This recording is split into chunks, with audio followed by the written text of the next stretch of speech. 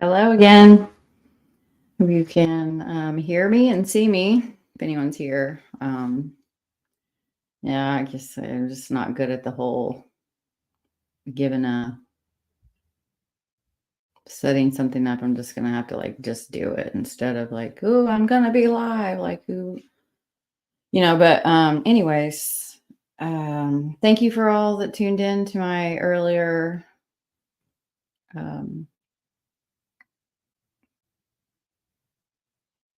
live, whatever you want to call that. I know I was kind of ranting, which is usually what happens. I do feel like it's needed, and I would like to have a calmer discussion and really breaking down some things, some court documents within the Delphi case. But I also I've had a look back. I've had this done since January, and I just have not finished yet. It was quite the task, really, to go back and look at all the cases that I've covered. I feel like I haven't done as much as I would like to, as frequently as I'd like to. But again, this isn't in my list of priorities, family and mystical truth and work and other friends and everything like that kind of comes first. I don't mean that in any kind of bad way, but those are my priorities, and this is when I can. So, and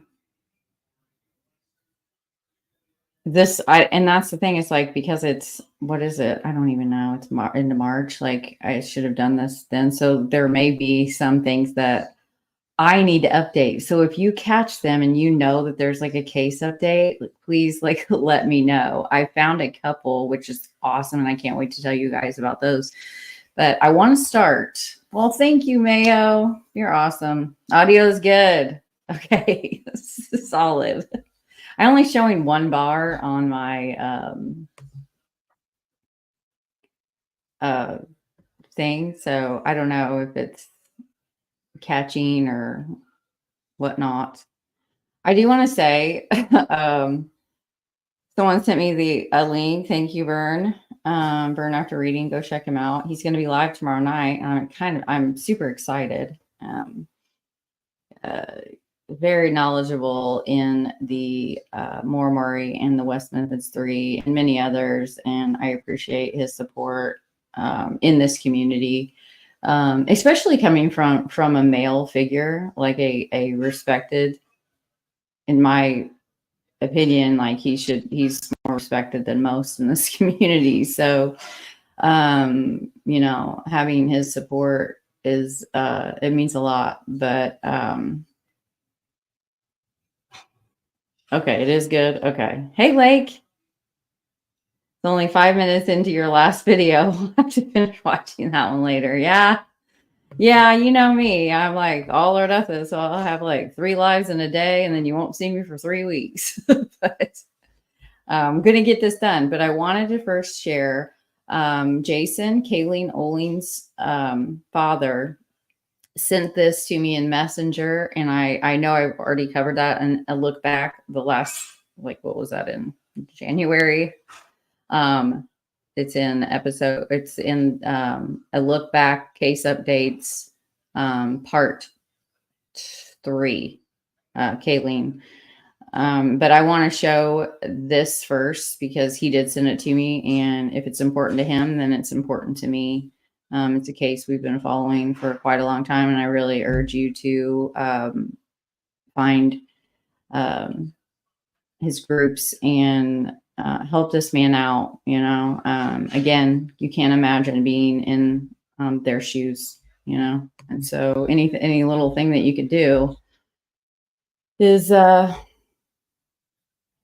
always what you should do. So let me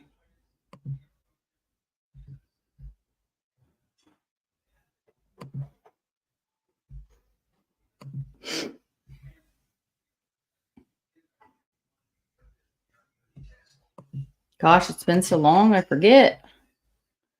Figure out how to do it.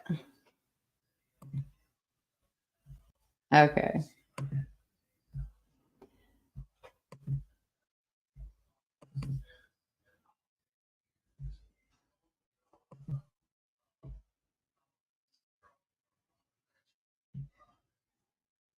Well, hopefully everybody can see this okay. Kayleen M. Oling, arrest for double homicide. Michael D. Mano, murdered Angel, investigation and impeachment. Lindsay Williams, Mary Ellen Ramage, Dr. Ariel Goldschmidt, Stephen Zappella Jr., Ed Gainey, investigation and removal. Chief, I can't see those. I'm so sorry to be able to read them clearly. Timothy, Officer Benjamin Jason, Sergeant Todd Dolphy, Detective Dale.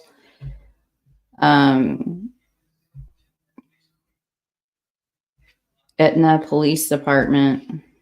He's basically calling for do better, do better. This is a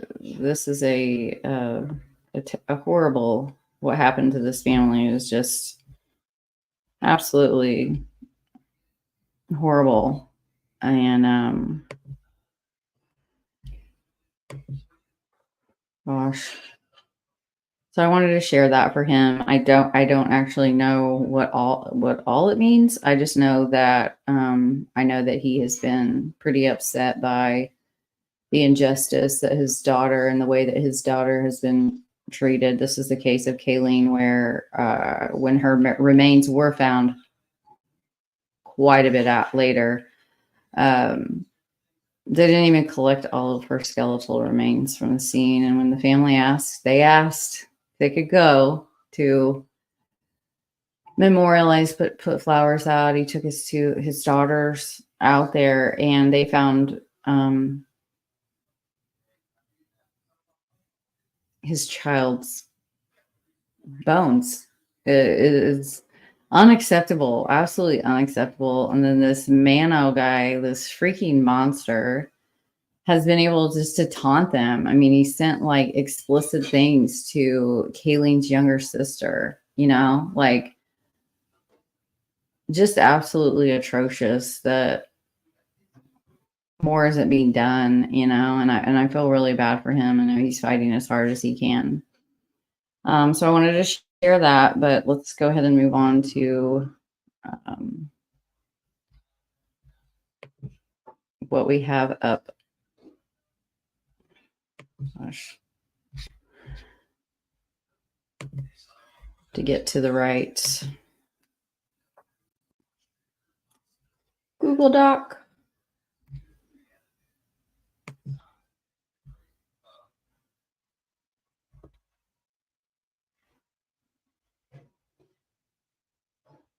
Man, there is quite a delay between StreamYard and YouTube. Hey, Chaotic. Oh, did I finish that thought? So I'm trying to report. My last live was about art of deduction. Freaking Frank. Piece of crap. He took the live off of YouTube, but it is still available on Twitter, whatever, I guess it's X now, and Facebook. So in trying to report the heinous video, I may have accidentally given it a heart because I don't know what I'm doing on X. Didn't know what I was doing on Twitter. Definitely don't know what I'm doing on X. So if you see that on there, just know that it was not intentional and I don't know how to get rid of it. I don't know how any of that works. And I was trying to report it, and X is making that really hard because I can't I guess I'm gonna have to do it on my computer because it's just not allowing me to give. It wants a timestamp of where the offensive content is in the video. So I go to that to have to like subject myself to even looking at it again. And then like, okay, I have the timestamp. Well, it's not at an hour, it's at 14 minutes and 14 seconds. And then so I enter that in, think I'm doing it right, must be not. And it won't, it's like error, like, so you can't get any farther in reporting it to X. So Chaotic told me, like, so if you see one from her as well, we were both like trying to report it and do the right thing. And somehow like we've hearted it. So I'm sure when she figures out how to take her heart out there, then she'll tell me and I can do that too. But just know that that was a mistake on our part. I made the same, yeah, but did the long form way. Okay, well, I guess I tried what you were saying and it didn't give me like there wasn't anywhere to click. So I guess I'm just gonna have to report it on my computer and then maybe it'll, but yeah, it's not accepting a timestamp. So if anyone knows how X works, I don't want anybody to watch it. I don't want anybody to even look at anything, but apparently he's got it on Facebook as well. So the little shit. And he just posted something about how, to justify, that typical self-righteous justification from a complete moron that thinks he's highly intelligent. But I don't know about y'all, but his like I say about Greeno, his pupils were blown the fork out. So you might want to check that, buddy, before you got a bright shining light in your face and your pupils are bigger than as big as your iris. Like, hello. Anyways, if you can report it, that would be great because it shouldn't be out there. You know who's the only people that really should have seen that? Literally, you wouldn't even, if you attended a trial, you're not even going to see that. Now, I will say that I've been to murder trials and there are some things that are shown, but there's a lot that isn't. Not to the people in the courtroom. They're just shown to the jury as it should be. And now because of this, and like to have a leak as massive as that and for, it shows you the integrity. And he wants to say that he's the only one with the guts to do the right thing by releasing these. I'm sorry, I'm going to have to tell him to turn that down. He's deaf. So I can't take it. I'll be right back.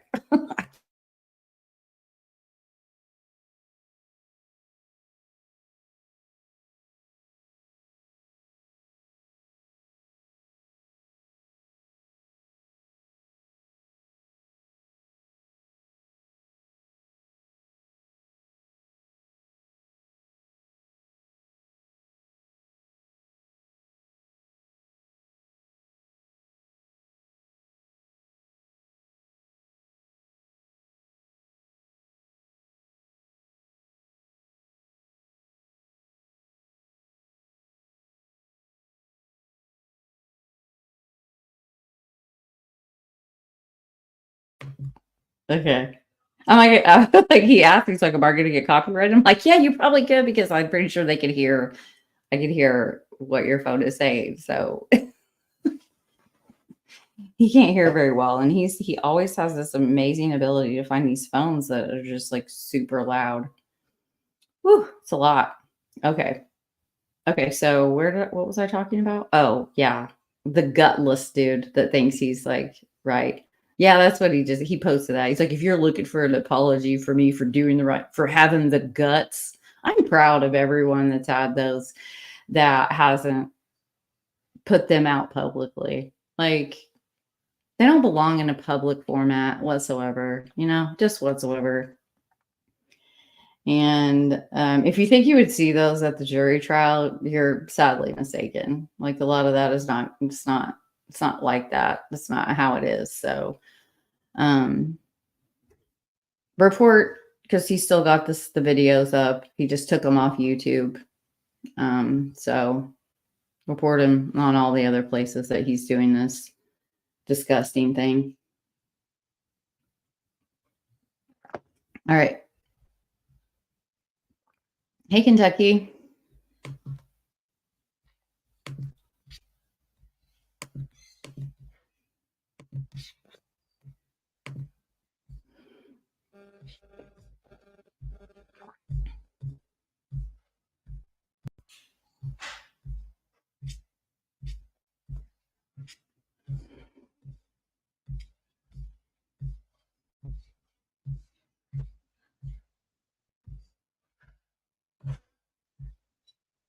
No, this is the update that was so good to hear. I wasn't able to find in my case the charges against her.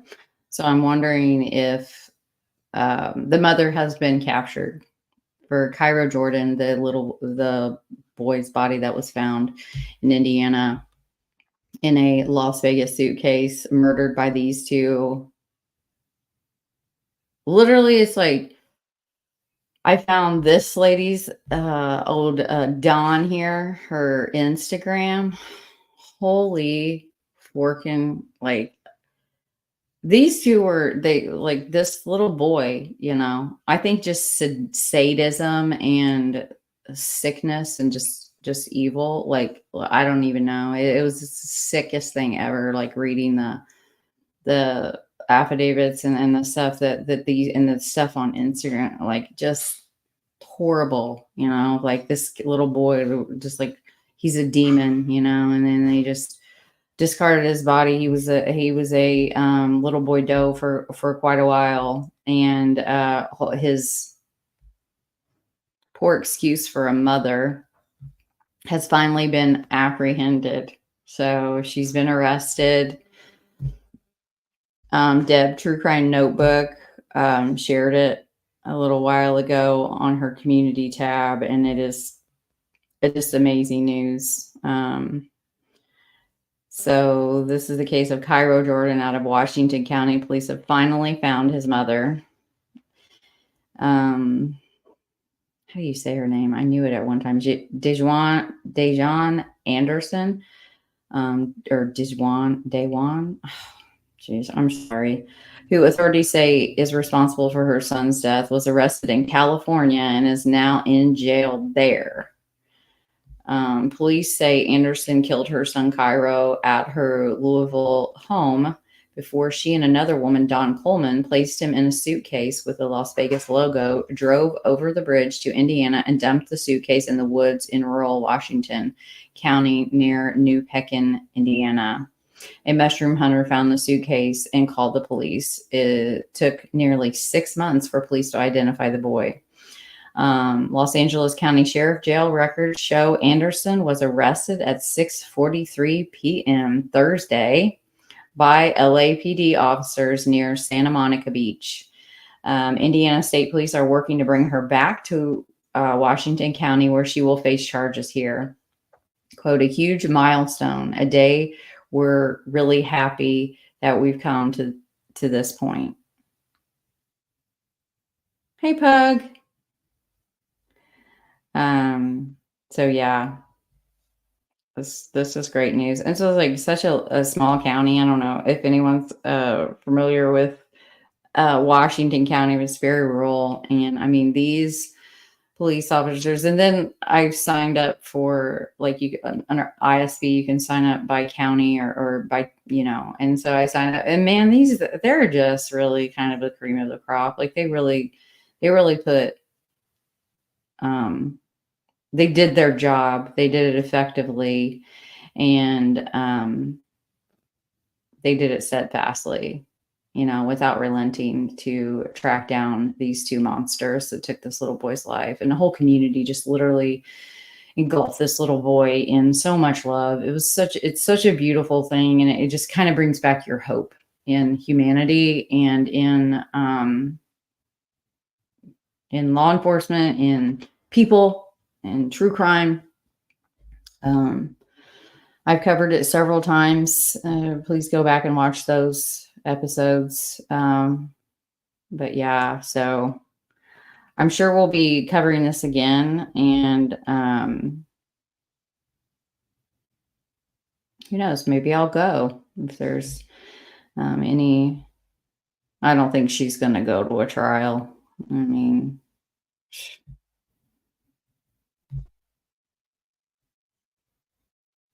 yeah, just really sad. So that's awesome news.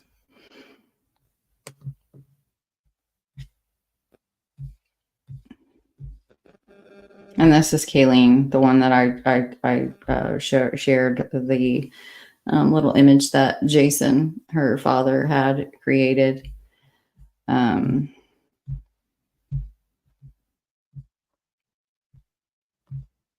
Sorry, I'm trying to get to where we left off.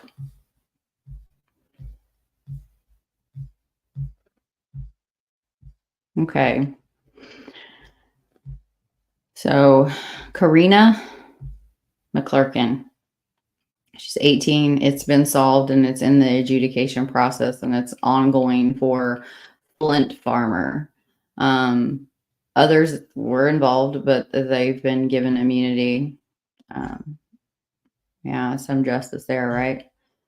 Karena was last seen alive on October 11th of 2016 in Kokomo, Indiana. Her grandma, Jerry, and father, James, tenaciously searched for her and advocated for her. Karena's case is yet another one that was seemingly swallowed up by the Abby and Libby case. It was later proven to have nothing to do with Delphi. Please disregard Hunting Evil and his incessant messages in your chat, and I'm sure in your email. He thinks that he's solved all these cases, and it's just simply not true. In the fall of 2021, law enforcement turned the case over to the Howard County Prosecutor's Office. It appears from my case that there was a grand jury impaneled. On July 18th of 2022, a press conference was held to announce that human remains had been located in Miami County and that they had arrested Flint Vincent Farmer, this is senior, for the murder of Karena. The remains were positively ID'd as Karena in August. Farmer has changed lawyers several times. The jury trial has been rescheduled 4 times so far, and it has been again since I even wrote this. Farmer was denied leave in October to attend a funeral for his, I'm assuming it's his nephew. He got kind of popular there with some creators, but I still, like, yeah, he died of an overdose, and that's sad, and like human life being lost. That's really sad, but at the end of the day, when you see a mother and a grandmother like and father like Karena had, much rather my time and money and energy go to them.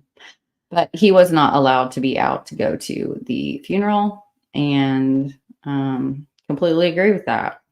The jury trial has, so they did start, so it's originally, it was in November that they were, there was a plea cutoff date, which it's been changed yet again. So I'm not sure what the point is having a cutoff date is, just because they just keep extending it. It's like, what are you doing? His next plea cutoff is January 3rd, which has now been changed to April 30th of 2024. He has a pretrial hearing. Well, it's been rescheduled. So it's now like his pretrial hearing is, I wrote it down here, April 23rd, 2024 at 9 a.m. And then there's also a hearing that same day. It was kind of confusing because like one is at 9, the pretrial conference, and then the motion to release medical records, which seems like you would want to kind of have that before you have a pretrial conference. But that's scheduled at 3. That may be an error, so I'll keep checking my case.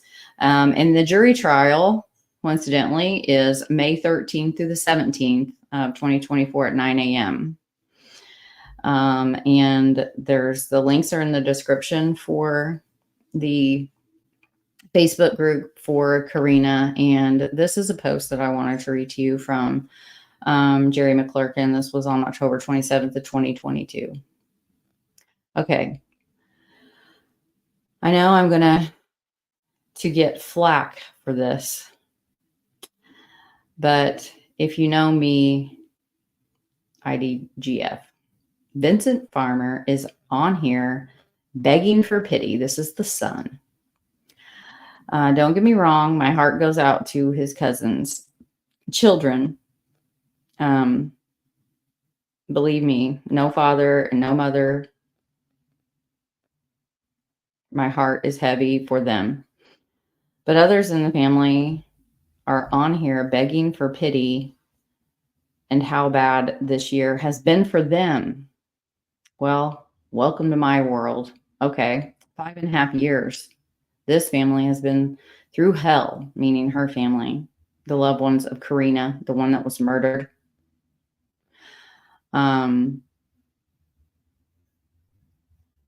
Has been through hell and back, and we are still in limbo because of your family members.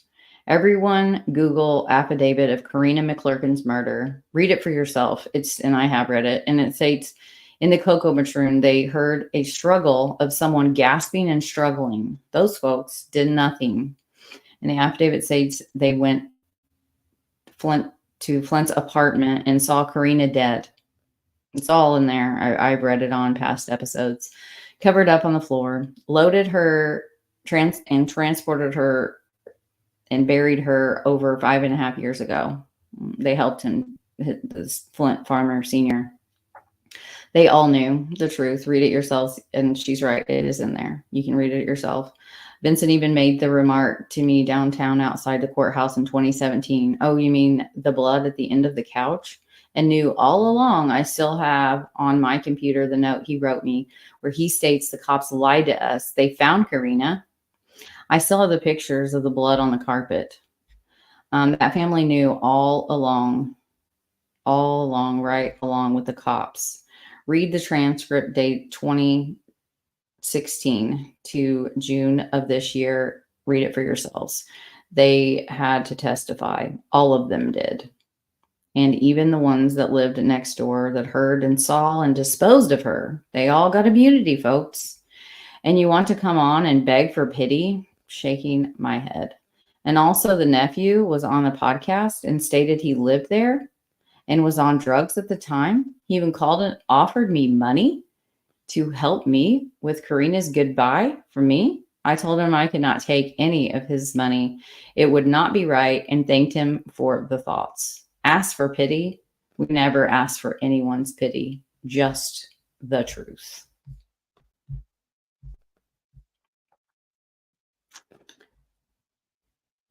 Another one shared by Randy Gravitt on November 22nd, 2022.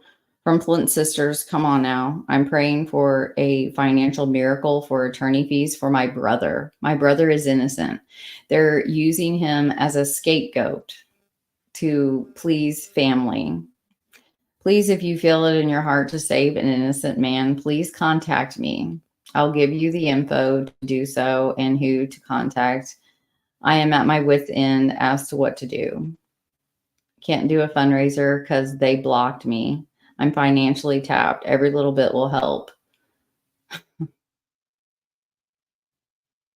You understood the ins and outs of this case, then you'd understand just how horrible. This is from his sister. This is Flint Farmers, who's got a jury trial on May 17th of this year so far, if they're not going to reschedule it again. Like, guys, it's really common. How long did Anthony Debaya, Dakota Kelly's poor excuse for a father? That one got rescheduled like 17 times, took years. Like, that's pretty typical. So things are actually moving. I know it doesn't feel like it with the Delphi case, but they're actually moving a lot faster than other cases, just FYI.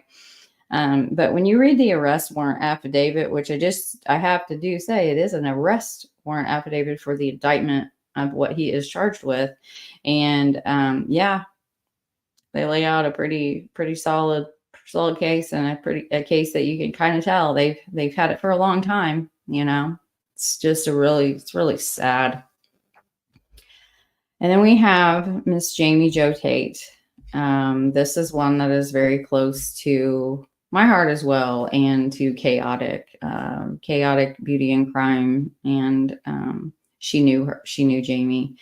And I did an interview with Miss Donna and Tim He was, you can go back and find these episodes. There are also the links to them and the wonderful coverage that Chaotic and Incognito Society did for Jo Tate. She has been missing since June 18th.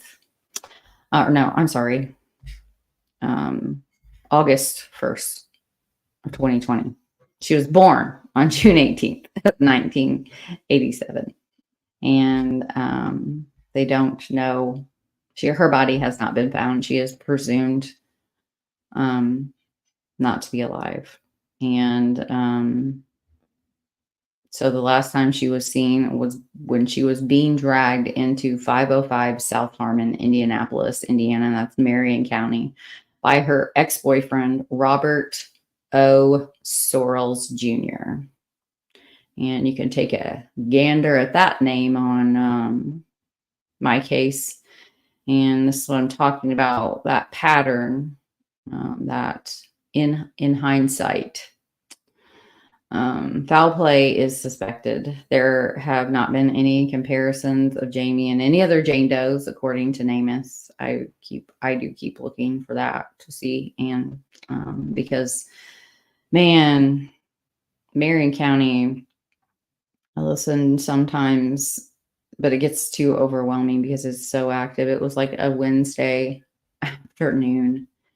And I mean, it's never ending. There in the hour that I was listening to the scanner, I mean, we had shots fired in 4 different locations. This is a Wednesday afternoon, like 4 different locations. 2 people were shot and killed. There was a major car accident. There was a dead on arrival. There was 2 missing children. And I mean, it was just absolute chaos, and this is within 1 hour in Marion County.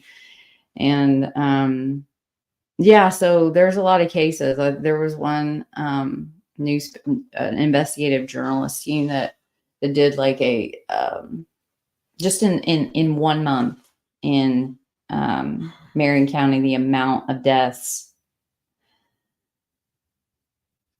that you don't hear about. They don't even make like a blip. If you're happen to request the information or catch it on Broadcastify or a scanner, then that's how you know about it. Otherwise, you wouldn't know anything. It's like, it's so sad. So I definitely recommend that her family, if they don't have DNA, a sample that can be compared for Jamie herself or family members in NamUs, to make sure you contact them, reach out to the National Center for Missing and Exploited Children to do so, and they can help you to do that. It's really important, and it makes, when they find a Jane and John Doe, it makes it easier to compare. If they're able to get a DNA sample, which sometimes takes a long time on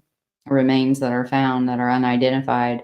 But when they do their comparisons, it makes it a lot easier. I suggested this to many families. But if you have any information on where Jamie Jo Tate could be, contact Detective Burton at 317-327-6160 or 317-327-6186. That's a voicemail.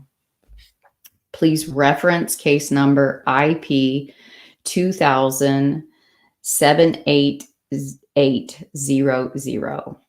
Robert Sorrells has an extensive criminal record, just to name some of it, dating back to, I don't know if I went any farther than 2015, but this is what I found for him, possession, felony 6. He's got resisting, a felony 5 for carrying a handgun when he can't, just resisting law enforcement, criminal mischief, criminal trespass, criminal mischief, damage to property, resisting law enforcement, again, resisting law enforcement, Possession of meth again in 2021, you know, battery resulting in bodily injury. And that was in September 30th of 2021. And then we have again, you know, another criminal mischief. Then you have again, January 2022, felony 6, domestic battery in violation of a protective order, battery resulting in bodily injury,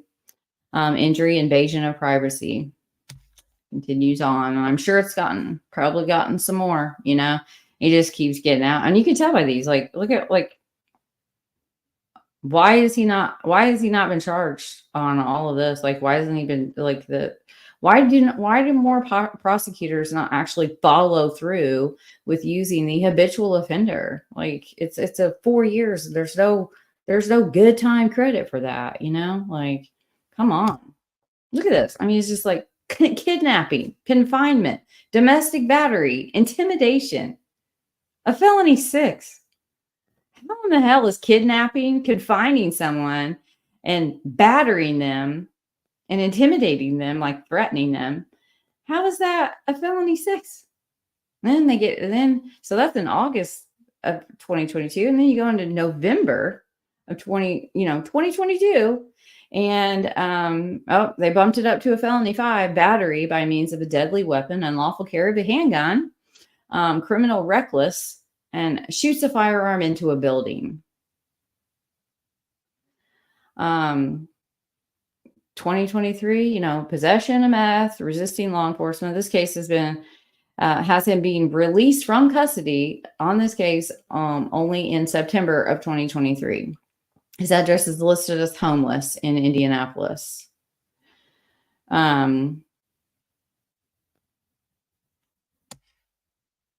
This is the pattern here, you know.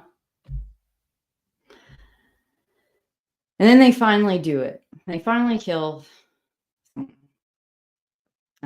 join the Facebook. Again, the links are all in the description. There's a petition for her on Care To. It's what really happened to Jamie. Her mother is just the sweetest, loveliest, you know, and of course I love chaotic, and I know this is a case that's hard for her, you know, and I know exactly what that's like with my aunt and my friend. It's really hard to cover them, you know. So please go support by signing the petition and joining the Facebook group, and please watch Chaotic's moment for Jamie. It was beautifully done. She does a really good job. And then she's got other episodes, and again, these links are all in the description. And yeah, Incog is amazing, and I hope one day she comes back.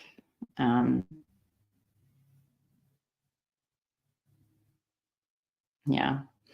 Okay, so again, that's Jamie Jo Tate, missing since August of 2020, presumed dead.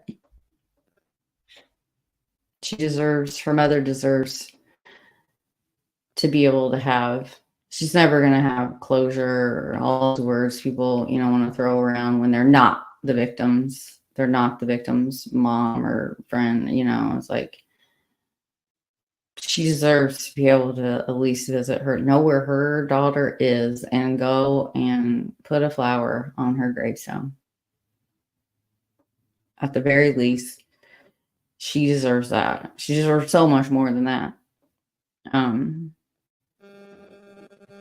Cases like this should be important. These are the cases that bringing awareness, and like other channels sharing Jamie Jo Tate's story can really make a difference, because we all know how it works. And I love it that Kelly Ziegler, I don't know if you guys are familiar with her, but she's a phenomenal prosecutor, Cold Justice, and she had a new documentary that was not out just too long ago, and she said it best. She's like, she's just really blunt and like what you see is what you get with her, and she's made some really bold moves as a prosecutor. Let me tell you what.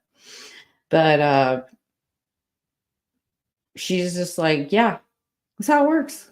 You know, when a case gets national, global attention, it makes the people that gave me my job, yeah, it's the taxpayers. Yes, we all know that, but we all really kind of know, you know, when they're putting pressure, when this person is putting pressure on this person and this person's putting pressure on their subordinate, and down the road, guess what? All of a sudden, they find the missing person. They find the killer. Let's just like be honest about that. The media can really help in these types of cases, and the pressure that the media by smaller YouTubes and podcasts getting a hold of them, and then getting bigger YouTubes and podcasts to cover them, and then so on and so on. And before you know it, you've got the governor calling, hey, the mayor calling, hey, what are you doing about this case? Who's working on it? Okay, I'm going to assign, like I'm going to put 2 people on it. And this is going to be your sole job until you do something with it. And then guess what? Then they could do something. It's not their fault that their case workload is overwhelming in Marion County. It's not the detective's fault. It's not the patrolman's fault. You know how many like patrolmen I met in Marion County that like, I feel so bad for them because like they see the beginnings of these, and then they're just like, but what are you, what is happening about it? Where's the change? Where's the justice in just forgetting? You know, it's really sad. So, okay. The next case we covered was Sandra Vasquez Thea. Hopefully I say that right. I'm so sorry if I don't. I don't mean to be offensive at all, ever. I just don't know how to pronounce that. She was 29, and her juvenile son was murdered as well, and her daughter, who's also a minor, was kidnapped and raped by this freaking monster. It's in the adjudication process, and his name is Jose Polino Pascal Reyes. Just this case, just man, some of these are just, you're just like, what? It's crazy. So on July 24th of 2022, Jose murdered Sandra and the little boy that you see here, and he dismembered their bodies. And then he was basically holding hostage, captive, her daughter, her 12-year-old daughter. This is why it's so important, especially women, you know. This is why it's so important to just really know who you're bringing into your children's life. We're seeing that play out in the Madeline Soto. You know, when I was even considering dating someone as a newly single, like divorced individual, with 2 kids, 2 small children, 2 girls at that, man, you better believe like I need your full name, your first name, your middle name, your last name, your dad's name, your house, like what's your address, what phone numbers have you used now, what phone numbers have you used in the past, and you look them up. Among other many things, but like beware of there's flags. There's always going to be flags. And I feel like this one is one that should always be at the top of the list. And I don't know why it's not, because it's like on all the, you know, the domestic violence websites. I feel like this one should take like precedence, because it is like, if someone is rushing you through a relationship, I say a relationship and fast forward, thinking everyone understands what I'm talking about. But when date 1 and, oh my gosh, I've never felt this deep of a connection with someone. Bullshit meter should be going off absolutely every time. When by date 2, oh, I love you. By date 3, they want to do a nice gesture for your children, and they want to involve your children in your relationship. Red flag. when you're moving in together with, like, this is their pattern, what they do, because they know that they cannot play the long game. Okay. They can't play the long game. So a relationship with someone that is going to end up being a freaking Jose, like Reyes, with all the other names in the middle, is going to be done in, because that's the only time that they can impress you. And there's always going to be red flags. And that's the number one. Don't rush. Don't be a person that rushes, but be on the lookout. Bolo, someone that wants your relationship to move lickety split. It should take years to build up that kind of trust and actual love. Yeah, it's quite fanciful and romantic to, I love, the first time I saw you, I loved you. And that may end up being true 2 years down the line, 20 years down the line when you look back. But man, like, don't let someone pull you in like that. They're really good at listening. They're really good at echoing back to you what you want. They're going to give you what you want, but they know that they can't, that mask is going to slip. So that's why the relationships are literally in high speed. Within a month, they will have told you they love you for 28 days. They'll be moving in by the 30th day. Like, everything is just because they know that they cannot keep up this rate. And all they want is, once they have you invested in them. And unfortunately, this monster did this to this poor family. And this little girl, she escaped her restraints. She gets out, and she is walking down the road. And thank God for good people in the world. They stopped, and they picked her. They stopped, and they got her help. And this happened in Alabama, and they are seeking the death penalty for Jose, and who is also an illegal alien. And no, I don't mean immigrant. I mean alien. When someone, I hate that, like, that semantics of, like, no, that's an immigrant is someone that comes here the right ways and just, like, and I hate it that they make it so hard. Yeah, like, it's absolutely ridiculous, the amount of hoops that they have to jump through to come to this great country that is literally a melting pot. So damn hard. And yet, if you get in here illegally, being an illegal alien, you are born in this country, and you're not given permission to be here. Like, you get up and go try to go. You go try to sneak into another country. Depending on where you go, you're gonna be shot dead. Like, they don't give a fork. They're not gonna let you in. Are you kidding me? But here we are in America. So yeah, and how many cases are you seeing of this happening? I have covered literally three in the last couple of years. Anthony Dabaya, illegal alien. This dude, the Reyes guy, the other Reyes guy that killed that little beautiful little girl. This monster, illegal alien, Alexis Flores. 3. Like, and then there's one that's hit. It's gotten major coverage now, and it's because, like, guess what? The media just happened to pick it up and run with it. But it's not uncommon. Sorry. Hey, Truth and Justice. Hey, Cleo. TCR. Hey, what's up, dude? Vern, good to see you. 50 Shades of Faye. Hey.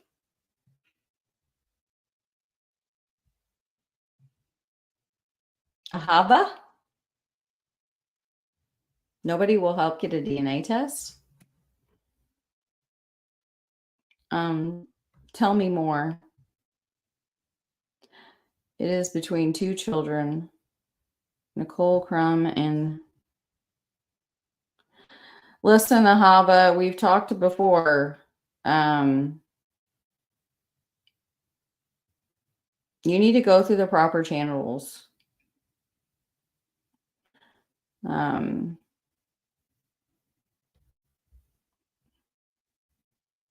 Larry doesn't deserve to have he's had so many people reach out to him who looked at a picture and thought that they were Amber, and they just don't end up, it's not, yeah.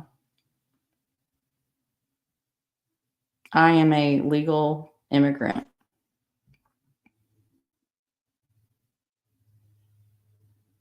Yeah.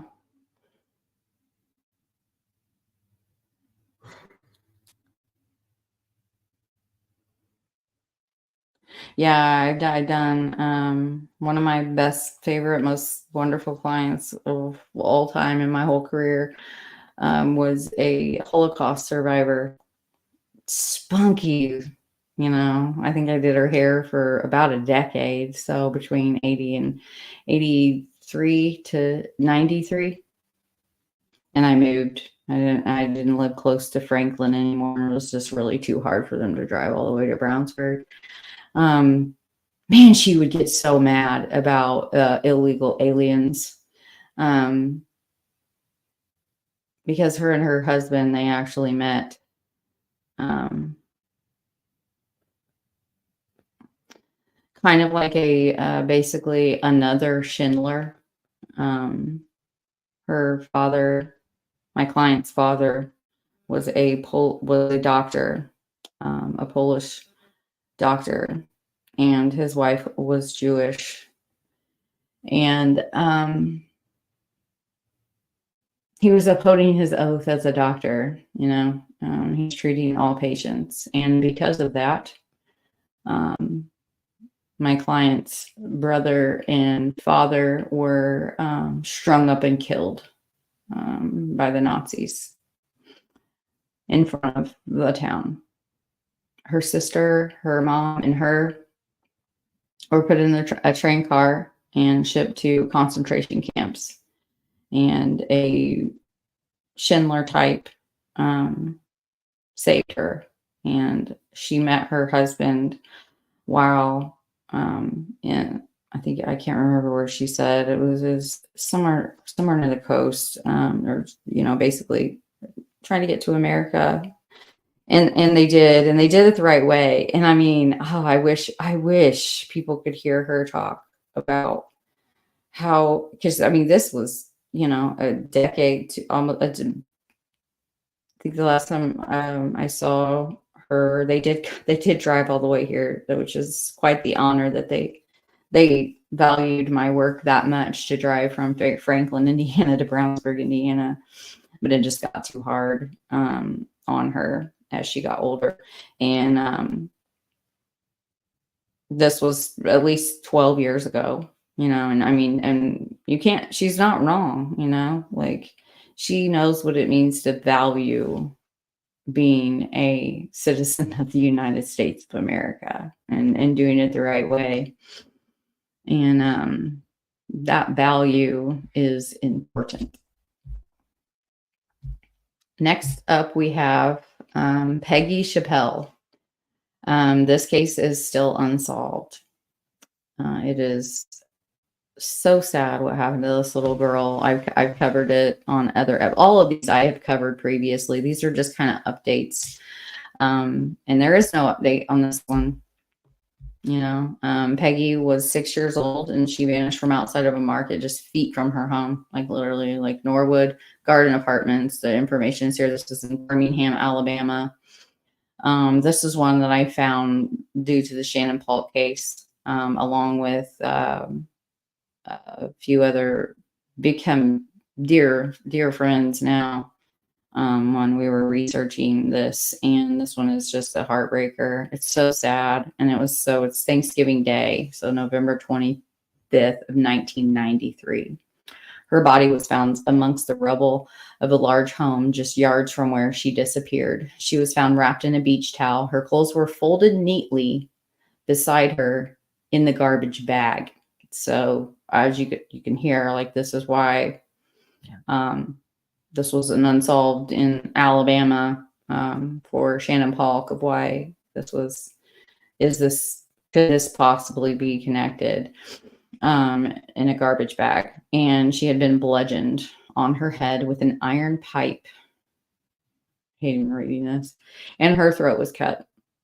Her mother was charged with hindering the investigation when she would not tell police who picked Peggy up that day. So someone drove up. Her mother let her go. Said, "You're going with this man. If you think this is well, that can't possibly retrieve. Go watch Soft White Underbelly. You won't regret it, because you'll be a little bit more human after every interview that you watch. If you think something like this is rare, unfortunately, it's not. It's not. And still, just never said a word. Unfortunately, my last coverage on Peggy is still the first thing that pops up on a Google search. That makes me really sad. That makes me upset.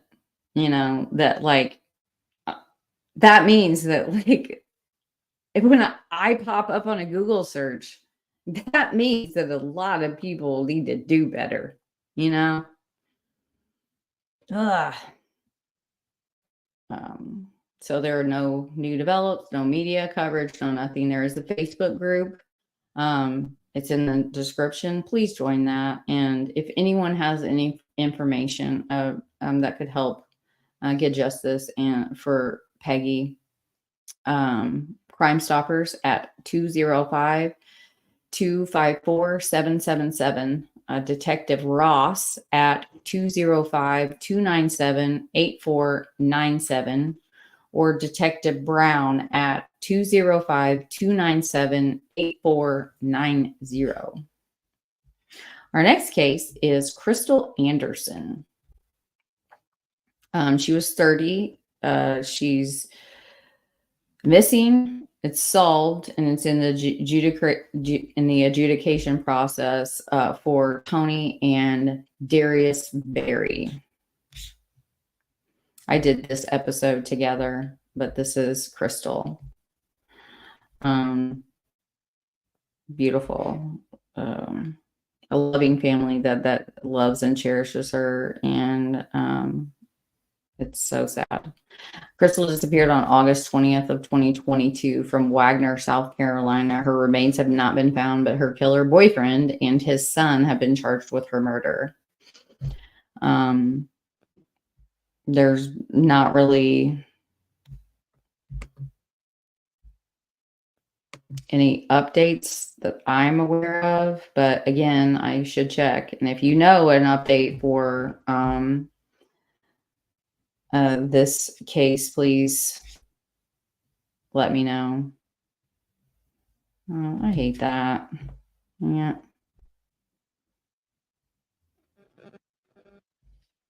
I don't want to. I can't afford to keep doing this like every freaking anymore. You can't even find an article without having to pay. With it being a year and having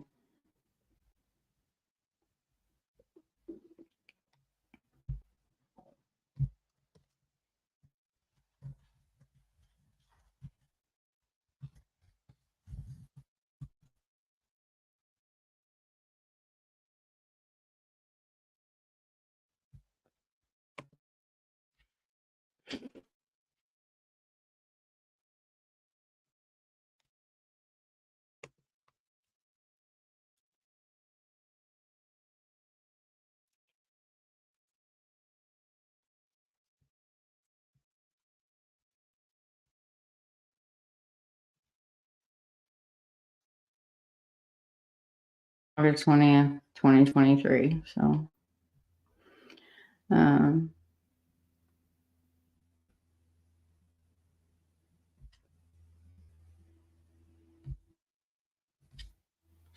I'm not seeing any update other than the one.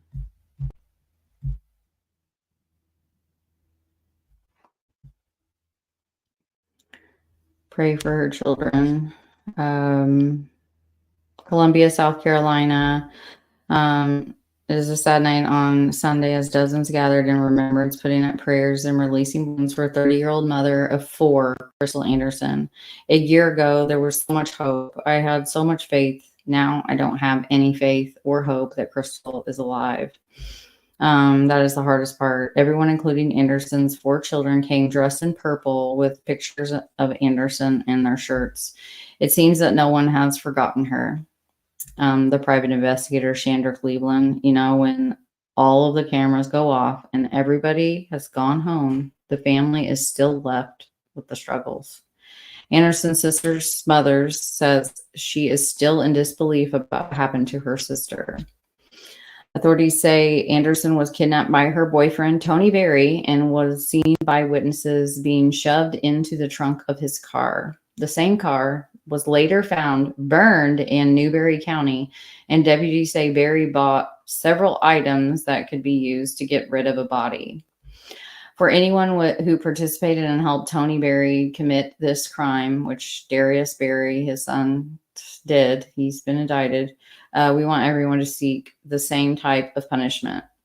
It has been a year since Anderson's children have seen their mother. Officials say after her disappearance, they were separated and started living with family members. There are children that are lost and displaced because they're not in their regular home, said Cleveland. So these families, her family, they need the support from the community. They need them to be able to support the children. Right now, Berry is charged with murder, kidnapping, and arson.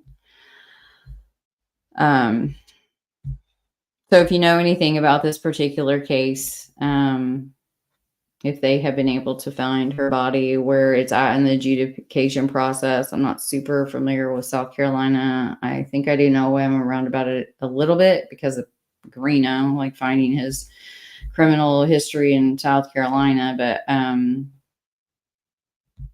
again, just not getting the coverage that the family deserves for it to have.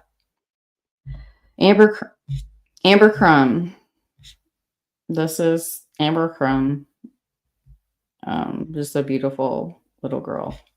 On December 26th of 1983 at 9:45 a.m., Amber Nicole Crum, age 2, initially said to have been kidnapped from the parking lot of McDonald's, not the fast food, but a grocery. Remember, this is 1983. 800 Murdoch Road, Dallas, Texas, when James Monroe, Amber's mother's Stephanie, is Amber's mother, her name's Stephanie. This was her boyfriend. Amber is described as 2 feet 4 inches tall, weighing about 25 pounds, with blonde hair and blue eyes. When last seen, she was wearing blue jeans, a light blue long sleeve shirt, a Dallas Cowboys windbreaker, a purple coat, and brown earth shoes. James Monroe's story soon came into question when Stephanie and Monroe failed to take, it's unclear, polygraphs that were requested of them. They kept saying that they would, but I was unable to find a definitive answer. Upon further questioning by law enforcement, Stephanie admitted that she believed Amber was dead the night before. This is Christmas. She said she went to check on Amber the night of the 25th and that she was cold to the touch. Based on this information, there were no witnesses to Amber being in the truck at McDonald Grocery. Allegations of drug use and abuse in the home.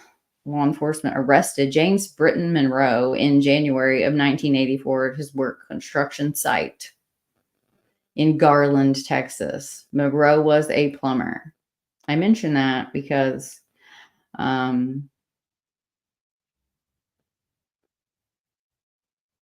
obviously there's a difference between residential and good Lord, I can't think of the other word. But they are also excavators. So makes me wonder if this construction site was not searched in Garland, Texas. However, during the show cause hearing, when the state called Stephanie to testify to what she had told law enforcement, she changed her story, and then she's just literally gone silent ever since. So the judge decided to release Monroe and paneled a grand jury to see if the state had enough probable cause to indict him. The grand jury said that the state failed to produce the probable cause, and he was never indicted. I wish more Delgado, like, this is what he did first thing in office, literally. Like, he impaneled a grand jury. I wish that more county prosecutors, especially in rural counties, would take advantage of this before indictments. I think it because these are never going to get out. Like, these grand juries, like, you literally get to see what you lay out if you have enough for a grand jury, which would end up, being, and it's a bigger panel than, the what a jury is for a jury trial. But I just wish that they would do that. I know that it takes a lot, but man, it's just a really good way to have a mock trial. I think they're underused, especially in smaller rural counties. I did call her, Stephanie, and I left her. I've talked to Larry as well, and True Crime Web and Mob Crew, and they've helped Larry in trying to get justice for and find Amber for Larry. They've gone above and beyond, and their links are in the description. And please check out both of them. They're really doing great things. I feel like they're just like they're just like good people, and at the heart of who you watch on YouTube. You should be able to spot them pretty easily, and find the ones that are just a mask. And but I like True Crime Web, and I like Mob Crew, and I think that they do a good job, and they actually get out there and they try to make a difference. Also, The Trail Went Cold, who I got to meet at CrimeCon, he did a podcast for Amber, so that was really cool of him to do. I'm glad he did that. Great podcast. You should definitely go subscribe and listen. He's awesome. Contact Dallas Police Department at 214-670-4426 if you have any information. I need to take a short intermission. I really want to get through this. It's just like really long. So I'm going to pause right here, and I will be right back. I'm sorry I don't have anything cool for you guys to listen to or watch while I'm gone. So sorry.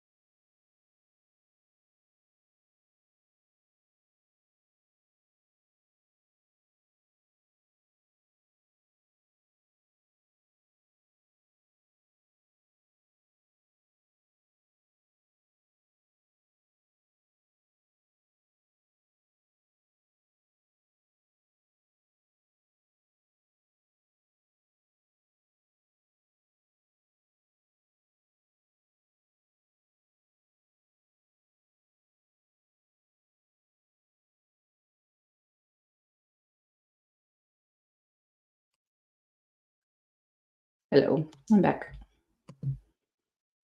Angelica Gandara. This was the big, huge project that I worked on.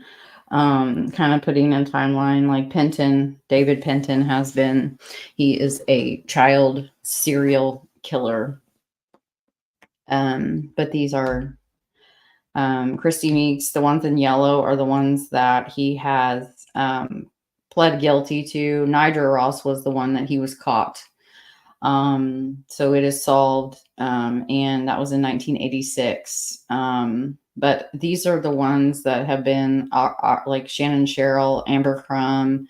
We found out that Amber Crum, like, before I put out, I was gonna do this series on Penton.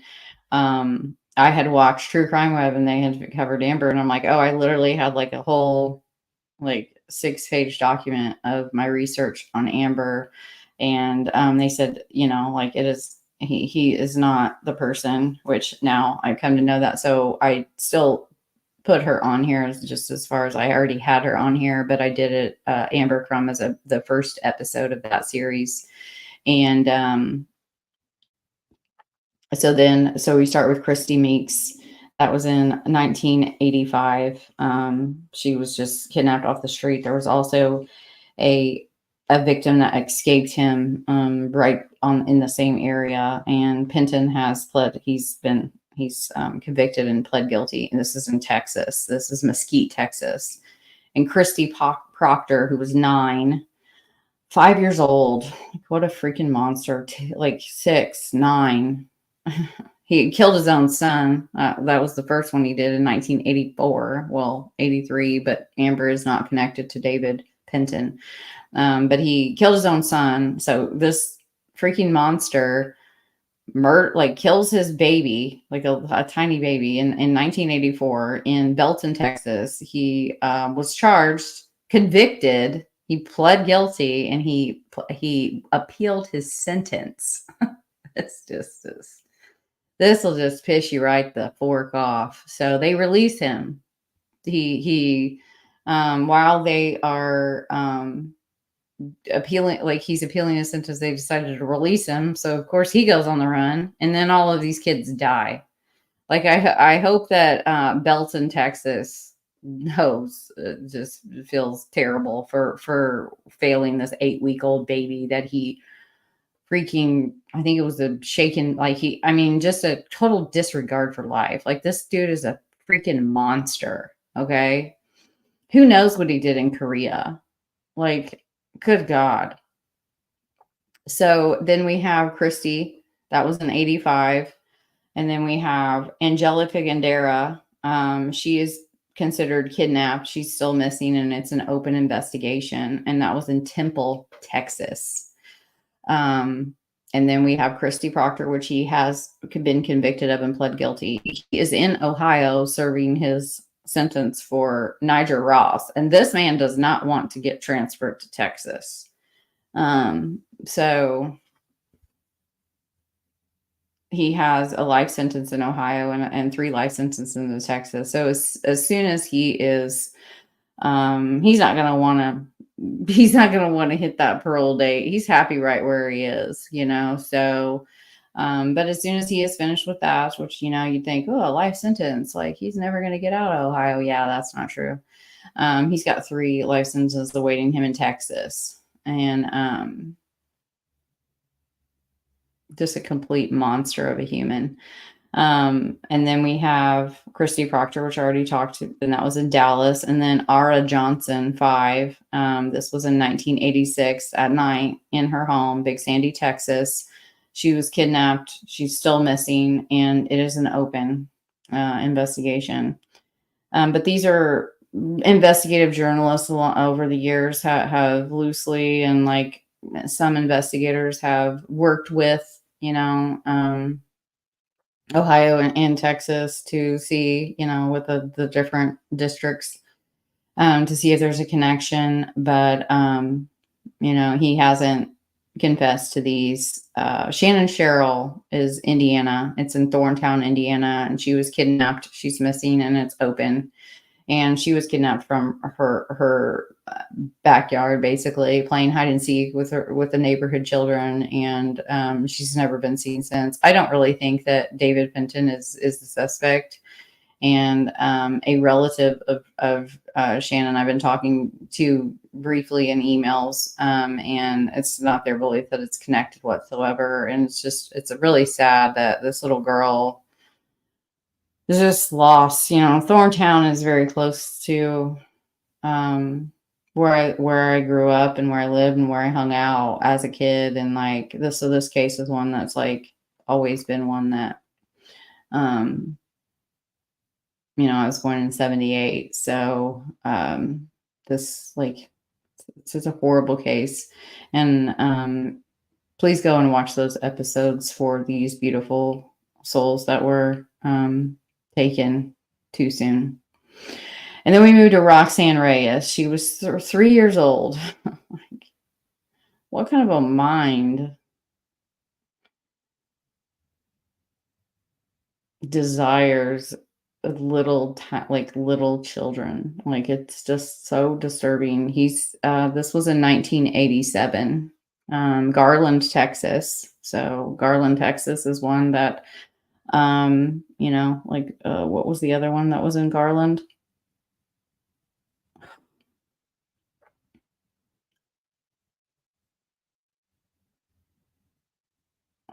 It wasn't on here, but I'm sorry. But he has been convicted and he pled guilty. So these are the 3 life sentences that await him in Texas for Roxanne Reyes. Super sad. And then Nigel Ross was the one that, like, he was friends of the family that she was spending the night with relatives, and he lured her away, and then took her. Just a terrible, horrible case of what he did to this little 9-year-old girl, and that was in 1986, and he was caught soon after. I mean, he was the suspect pretty much right from the jump, as he should be, because that's how, like, investigative 101, you start with the victim and out, and he came up pretty quickly on the radar. And yeah, all of the links for all of these. So for Angelica, the Temple Police Department is the lead. So if you have information, please go there. And it was the number is 254-770-5506. And I think there was a article that was put out in 2023, which is amazing. Like, this is what it's about. Like, gone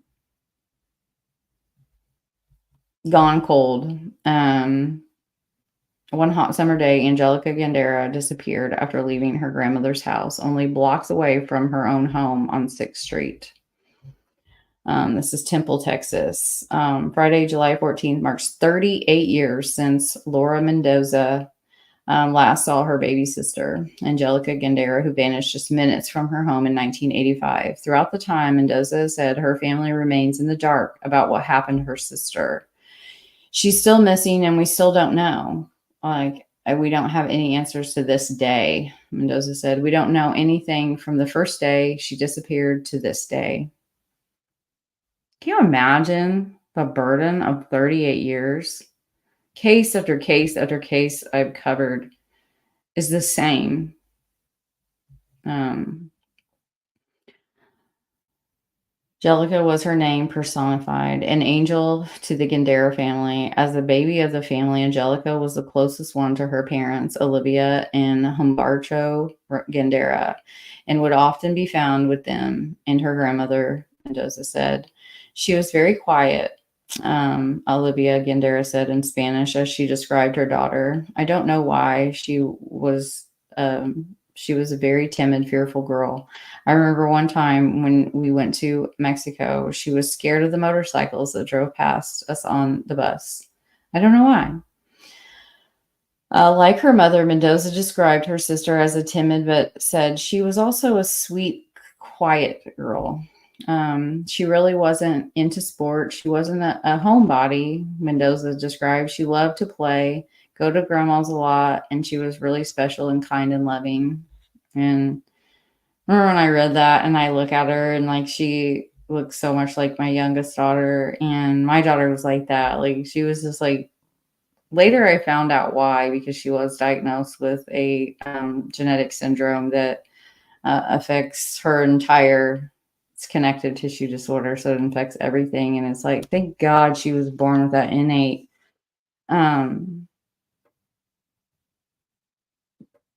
timidness of just being very careful, because it saved her life, because she wasn't diagnosed until she was 7 years old. And it's not because of not going to doctors. Like, I asked over and over, like, what is going on? And they just kept telling me, well, she's, she was premature.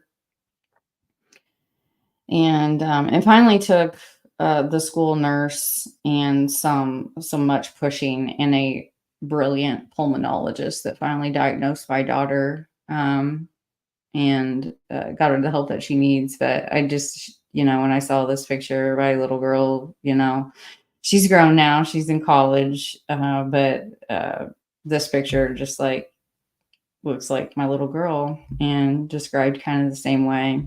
So I hope that her family, after going on for 39 years, will get to know what happened to their beautiful little girl. So sad.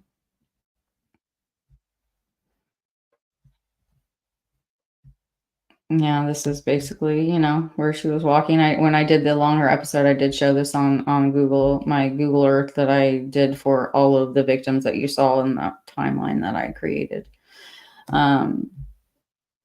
Just that quick, your life can change that quick. How many of us, especially in the 80s? I mean, I used to hitchhike in the 90s. Like, yes, like if I had been in, like, I was not really raised like as a part of like the secular world, but just that, like,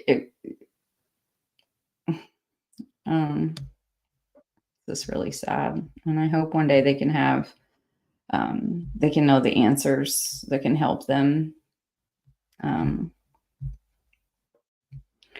But yeah, I just wanted to highlight that there's someone cares, and someone has taken the time to do, you know, a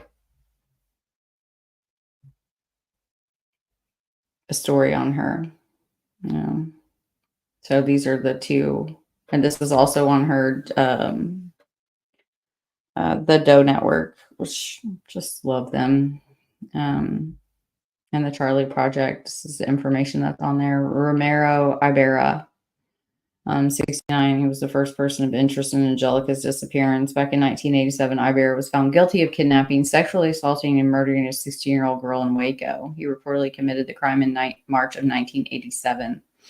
While the trial was happening, Ibarra's former girlfriend told police about how Ibarra once confessed to her how he did something very bad in 1985 when he never, but he never elaborated to her. She proceeded to tell police that he once brought her to Cameron Park in Waco, and that the area he brought her to had a bad smell. If you read and you actually are a true crime, like, the significance of taking, of why killers do these types of things. Oh, Georgina, thank you so much. Thanks for being real. Blessings to you. Thank you, Georgina. I really appreciate that so much. That means a lot. Thank you.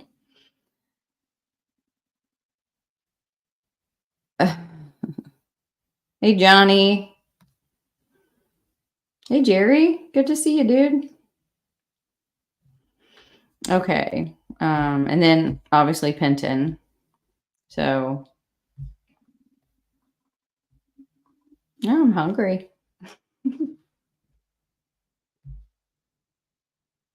This was when he was arrested right after Nigel Ross murder.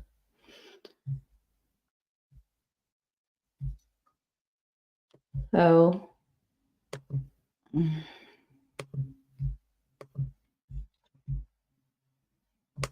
for all of you that like to research, here is this link to this article for Angelica.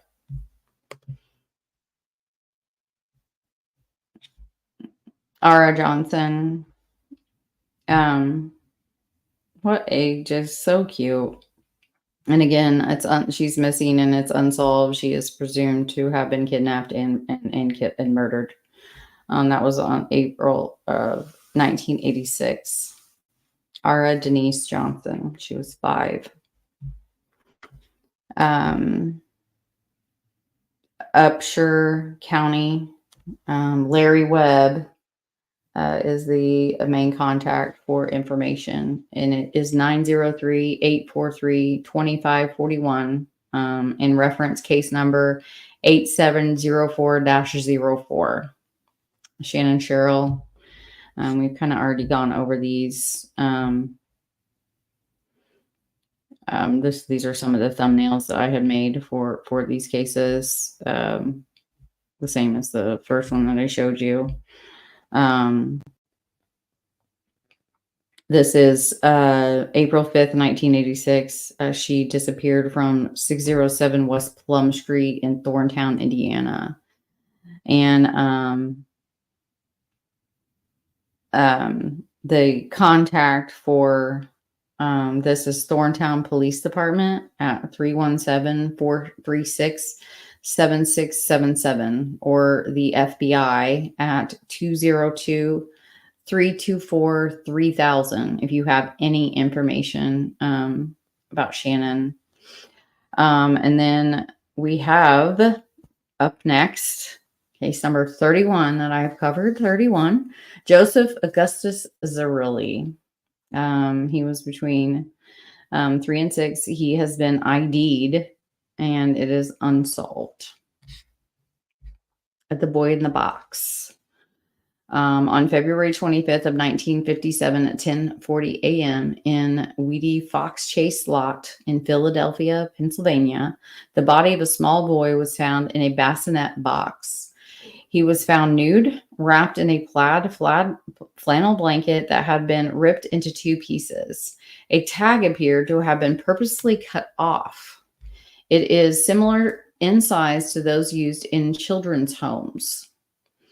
Coroner stated blunt force trauma to the head was the cause of death. They also think the boy was in...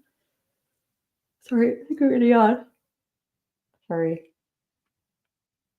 I think it's like when I'm talking, like I seem to yawn more. I don't know. I was like, I'm like not taking a breath, which totally could be forgetting to do. But I'm sorry about that. Also think the boy was in water shortly before being put into the box due to puckering of his right palm and feet. He was bruised about his whole body with a concentration on his arms and head. On December 8th of 2022, police announced 1957, y'all. Like, this is a case this is the power of what a community with the right intentions can get done. On December 8th of 2022, police announced the boy's name for the first time, citing DNA evidence from both the parental and maternal sides, along with a birth certificate that slightly misspelled the father's name. Police said at a news conference that the boy lived around 61st and Market, that they had their suspicions about his final days, but little else. And while they didn't name either parent publicly, the Zerilli surname is uncommon in Philadelphia. Misty Gillis, love her, a forensic genetic genealogist, or like an investigative genealogist, and cold case liaison with Identifinders International, Dr. Colleen Fitzpatrick, who I will probably, if I ever get to meet her, I will have the same as when I met at CrimeCon when I got to shake. Gosh, why am I so terrible with like recall? I've read her books. I literally followed her career. The first one to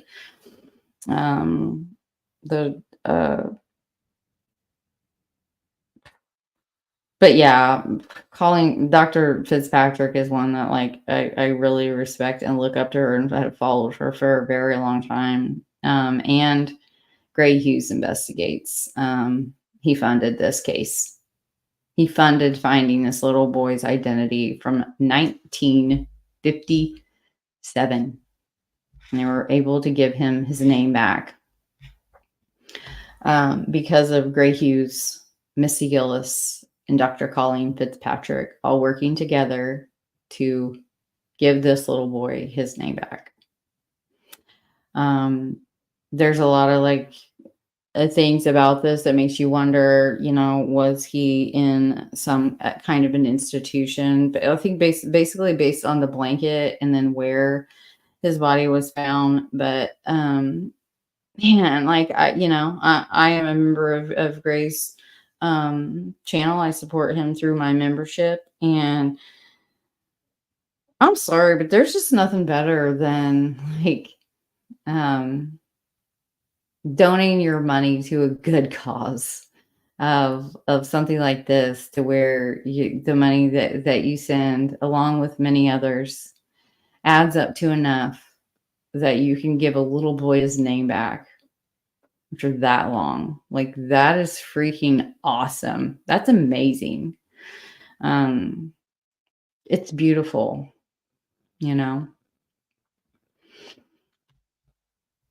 and this was the update. Biological parents of the boy in the box, Joseph Augustus, have been figured. Inquire. Not gonna let me read it.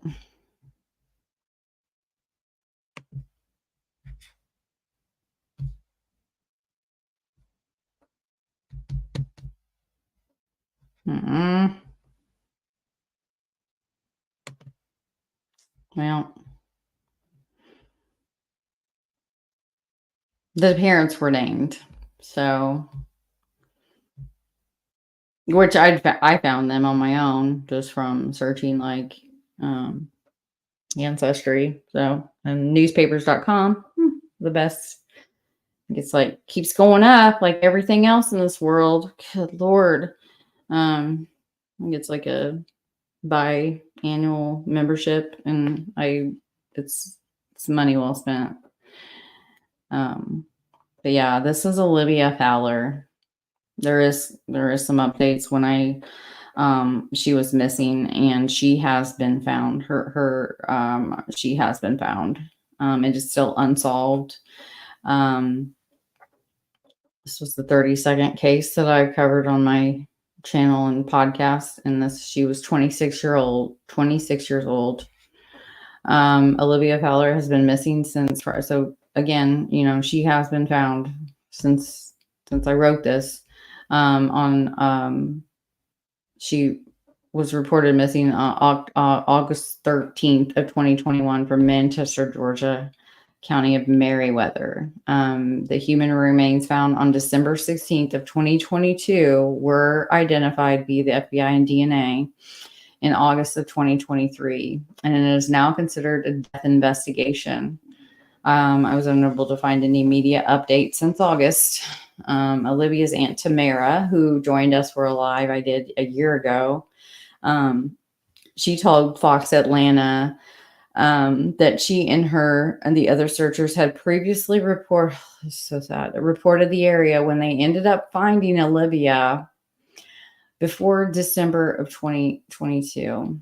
They found a tarp, a cell phone, and drug paraphernalia, and thought it was suspicious. Tamara said Olivia was found off of a dirt road, off of a main road in Meriwether County, Georgia, in a very thick woods.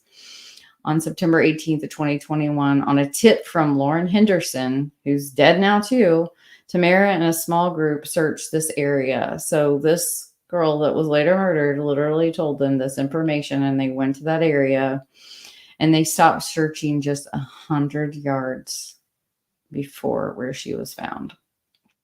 She was later found by a hunter, and he was renting the private property. Olivia had a lot of DNA on her. Had plenty of time to get that figured out, guys.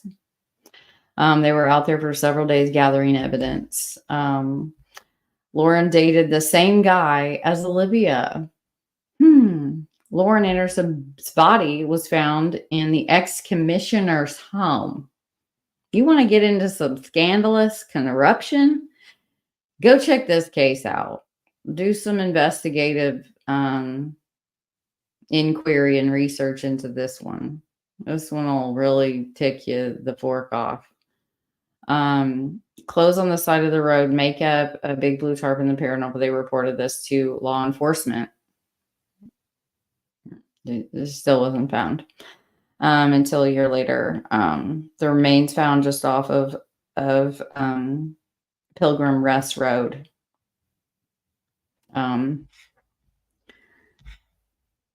So they ID'd her in August of 2023, which is unacceptable with how things happen nowadays. But again, it's what's the priority for the crime lab. Tamara told me that as of now, they have not heard what the cause of death is, just that it is a death investigation and she was not buried. Straw was placed on top of her. There's the Facebook group, and I urge you to go and join that group. And Tamara is just an awesome, awesome lady. This channel raised some some money for her, and it was an honor to give that to her. She does so much, and for so many other victims, so many other just forgotten about victims, and just really does everything that she possibly can for Olivia and others. And it's she's a beautiful person inside and out. If you know anything, contact the Meriwether County Sheriff's Office at 706-672-6651. The main office number is 706-672-4489, and the FBI tip line at 770-216-3000.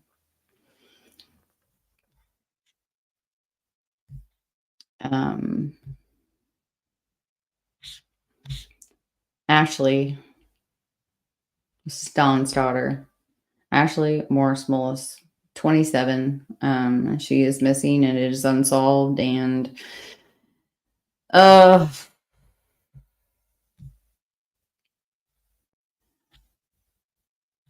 it's so sad. Ashley was last seen by family members on September 22nd of 2013. This is Indiana.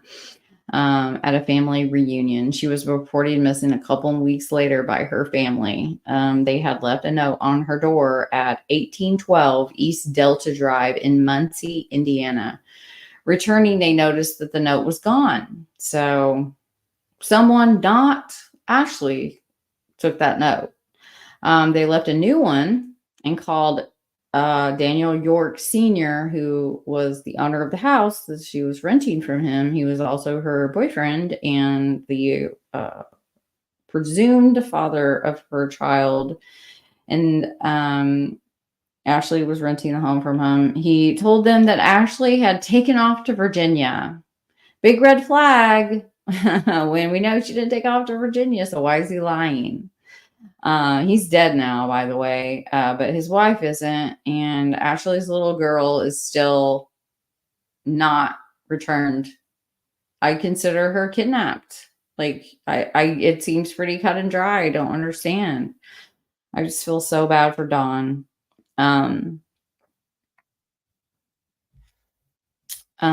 So she took off to Virginia with $15,000 he had given her. Okay. Get out of here, you asshole. It's so sad. And the case was dismissed. So they charged. It's just so bizarre. Oh my gosh, what the heck? Makes me want, like, did I have subscriptions to all of these before? Like, I've read this article, so I don't can't read that one either. But yeah, the woman, the wife, the daughter, and this So it's kind of like so Ashley's married and has kids with, and they were kind of like estranged, but Ashley got pregnant by this Daniel York, who was married, and his wife, who Sheila, if I remember correctly, since I can't open it, spent time with Ashley and the little boy, or the little girl. And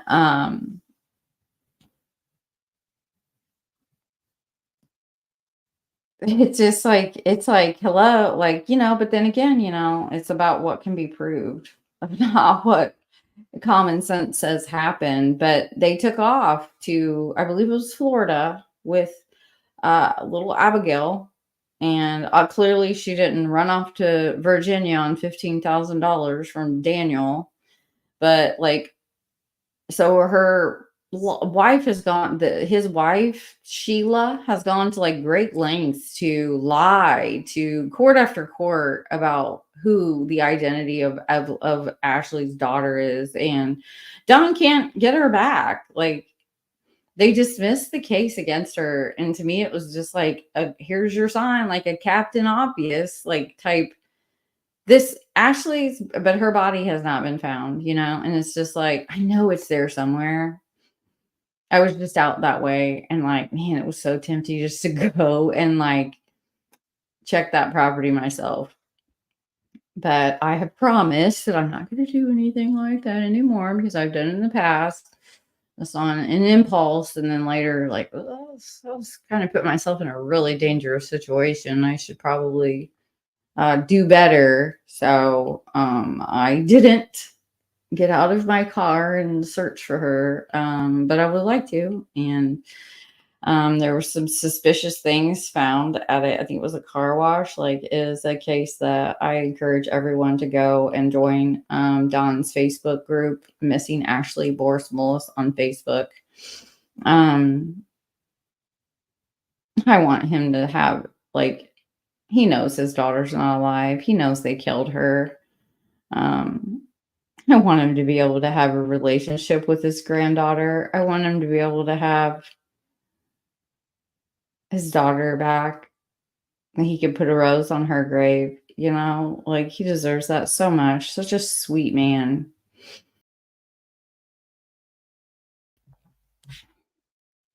Man. Oakley Snow. She was just shy of 2 years old. It is solved, and it's in the adjudication process right now, or it was. I did an episode of these three. On January 19th of 2023, the father of Oakley and 7-month-old brother were abducted from his home in Cromwell. So the father reported Oakley and her 7-month-old brother abducted from his home where they lived with him in Cromwell, Oklahoma. And they were abducted by their mother, Madison Marshall, and her boyfriend, Rowan Waters. On February 9th, the pair left the baby with a drug addict in a trap house in Indianapolis. Ronan's sister picked the baby up and gave him to DCS, who returned him to his father. And on April 21st of 2023, the body of Oakley was found inside of a drawer in an abandoned structure in Morgan County, Indiana. I used to live there, so disturbing. So this is Marshall Madison's, this is all what he's been charged with so far. And I'm sure I'll have, that was January. I'm sure, I am almost positive it was rescheduled again. I don't, there hasn't been a jury trial for old Marshall. Rowan Waters, he has been charged in Morgan County Superior Court with murder. and it is active but pending. He's charged with murder, which murder in Indiana is intentional killing of another. We don't have felony murder, like per se, like other count or like other states have, which confuses everybody. And I think rightfully so. It is confusing. We have murder, which is the highest offense that you could be charged with in the state of Indiana. And then we have involuntary and voluntary manslaughter and on down from there. We don't have murder 1, murder 2, murder 3, felony murder. We have murder. And that is what 3542 1-1 1 is. And then neglect of a dependent and abandons and cruelly confines. I mean, just two sick individuals. Like, why did they take those kids from their dad? Like, why?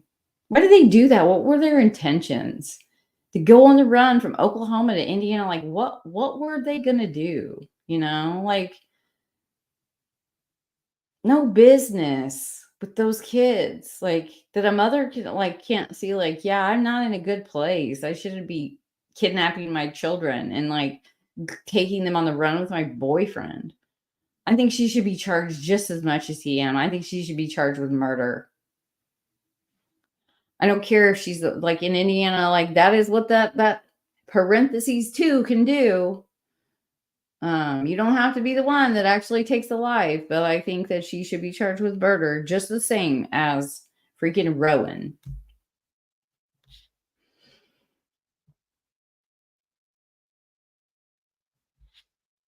This is just so sad. And then the 35th case is the Oklahoma 7. This was Holly Guest, 35, and her children. Riley Elizabeth Allen, she was 17 years old. Michael James Mayo, he was 15. And Tiffany Dorr Guess, 13. And plus, no, I don't, plus Ivy Webster. So those were the children of Holly. This monster, Jesse McFadden, was her. I thought they were married, but maybe they weren't. Again, just she was just so short. To me, she looks so young. Like, it's hard to believe she's 35, but like, obviously, clearly, like being 35 but looking like you're still a teenager was just the perfect mark for old McFadden. This case will make you sick. It is so sick. But so Ivy Webster, who was 14, and Brittany Brewer, who was 15, they were visiting the children they were friends with and went to school with. Tiffany, I'm pretty sure it might have been Riley. But anyway, they were there for the weekend, and they just, this mother forker, he's a registered sex offender, mind you. And on May 1st of 2023, the bodies of Holly, Riley, Elizabeth, Michael, Tiffany, Ivy, and Brittany, and their killer, Jesse McFadden, 35, were found on McFadden's rural farm in Henrietta, Oklahoma. All were shot to death.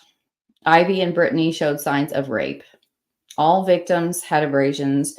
Jesse texted another sexual assault victim who he was texting from jail, okay, mind you, and they let him out. They let this mother effer out. He texted her basically saying, this is your fault, because he had court the next day, May 2nd, like complete monster. So he texted his other sexual assault victim to tell her that he was not going back to prison, and he blaming her for what had happened. If you're listening, it is not your fault. You did the right thing. Don't ever. So sad. So he was due in court the day the bodies were found. Jesse McFadden was a rapist and a con man, and he only got worse with all the horrific things found in that house, it's hard to believe that more victims were not revealed.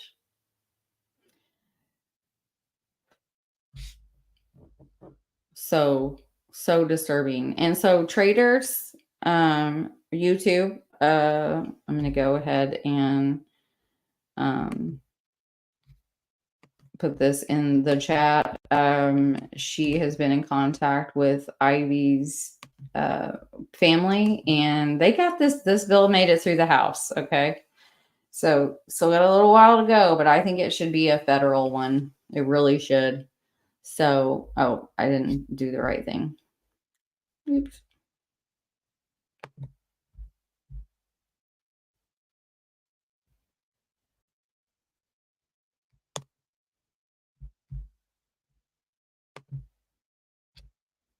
But go check out her coverage. She is covering this House bill, which you should go and you should read that House bill for yourself. It's House Bill 3992. So just yet another family that had something horrible happen to them, and they want to say no more. Something should be done, and basically, this bill is this. Oh, I couldn't agree with it more. There are some considerations that have to be made, in my opinion, for the types of offenders, but it's basically asking for, and watching traders will give you much more. And I hope to collaborate with her someday for this particular family. And it is basically just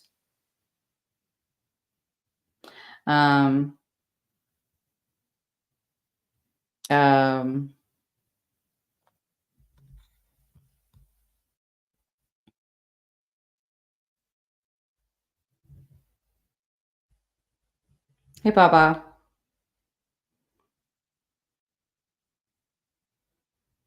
Thank you, Georgina. Good night. I just really want to get through this. And unfortunately, like, I still have a whole bunch of other cases that I've covered. But yeah, I did. We already talked about it, Baba, about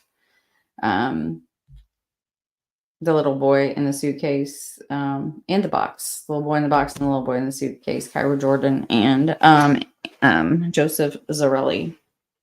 So this is,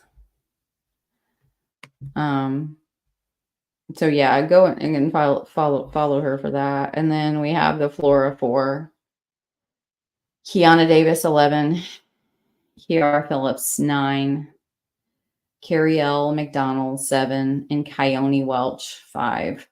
It is unsolved. It is a arson. It is considered murder. These are them: Kiana, Kiara, Carrie L, and Kyone. Carroll County. This happened on November 21st of 2016. And someone intentionally set a fire that killed these 4 little girls in Flora, Indiana, and that's Carroll County. They finally did come out and say Galen Rose is not a suspect. Okay, this is their mother. Galen is these girls' mothers, and there's been a lot of people in this community that have been really, fighting for justice and doing events, and all respect to them. This is just such a tragedy, and again, a case like Karena McClerkin and so many others has kind of got overshadowed by the Delphi case. And I don't mean that disrespectfully. I know that the families of Abby and Libby kind of feel the same way, but again, I know it sucks. I've seen it time and time again when just by personality, the family member of the justices that has not come to fruition for their murdered loved ones they don't have, like I think of like my brother or my sister who are introverts. They're not gonna want to be the public eye of anything, like um but you really have to be, and that's why I do respect the Patties and their family for just being so steadfast and like, no, you're not gonna forget my children. And like Galen was in a very difficult situation, and like I don't blame her for wanting to get the heck out of Dodge, like, and these little girls were just like,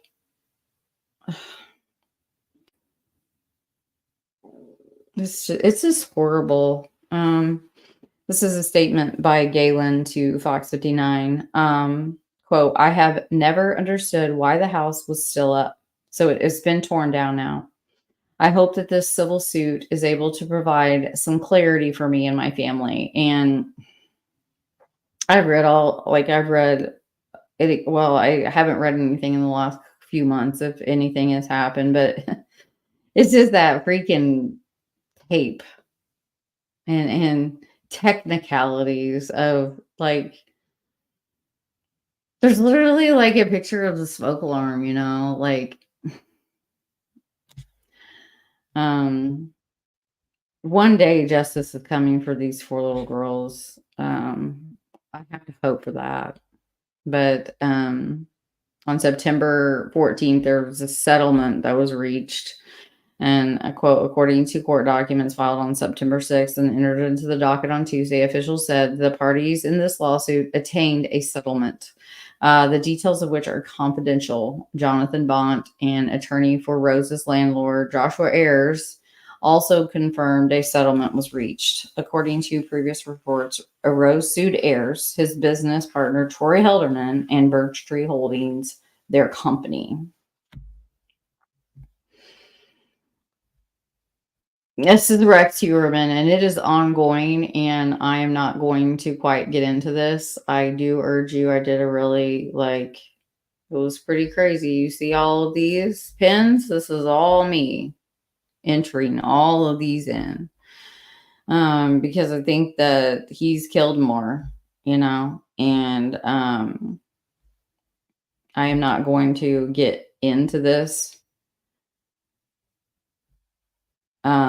Yeah, it is very odd. Baba. But it is for these victims, it is solved and it's being adjudicated, and it's in process of being adjudicated against Rex Huerman. I was listening to Soft White Underbelly, and he was interviewing this dirty ass ex NYPD who said he had this like cocaine operation going in Long Island. And I literally wanted to comment. I'm like, oh, what is this? Because I just thought it was so disrespectful. Like, the guy was just like, just what's that called? That duper's delight of like, I'm sorry, but you're not reformed. You're not here out of the goodness of your heart. It was like one of those interviews. It's on Soft White Underbelly. It's like, I think the title is like, disgraced, NYPD officer. Like, I mean, just the scum of the earth. And he admits it, but just watch it, like the way that he does it. Or all I wanted to ask was, oh, did you sell coke to the neighbors of what was they're in Gilgo Beach? Like with a case that kind of started it all, which was just crazy how it unfolded. But these are all the ones that I have to wonder if he's not involved in, or at least maybe not him, but like, these are all victims from like the Bronx down, and a little bit around that lower part of New York, just like unbelievable amount of unsolved cases. Just watched a documentary about another serial killer in New York, Aaron Key. Wow.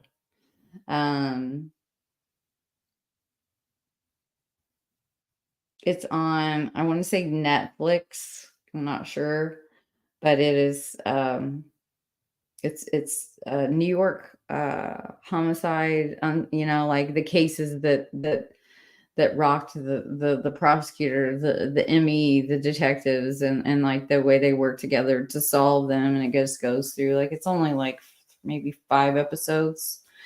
But Aaron Keyes, serial killer, another one. It's like same area, and like a 10-year, decade long, you know, killing spree. Just wicked, wicked, perverted man. Sick. But yeah, it's getting late and I'm not going to take the time, but I still will follow it. And like I said, like there's a lot going on. There's just like, it's a lot. I know Humanimal has done some coverage on this. So go check out her channel. But yeah, it's, the newest thing that I looked up, and like that was like, again, I know there, because it's ongoing, you know, and it hasn't been you know, it hasn't finished its process. I don't think he's been indicted for Marine, but I think he will. But that was in December, so there may be a decision. So if you know, let me know in the chat. And then his wife is at a $1 million payout for Peacock for a special about the case. But the lawmakers are trying to block her from receiving any of the money. Heuermann's next hearing is set for February 6th of 2024. So again, you know, like I'm not up to date, and it's just a very massive case. And it took me a long time to do the episodes that I did. And I suggest that you go and watch those. Kimberly Moreau, 17. She is missing, and it is still unsolved. Absolutely beautiful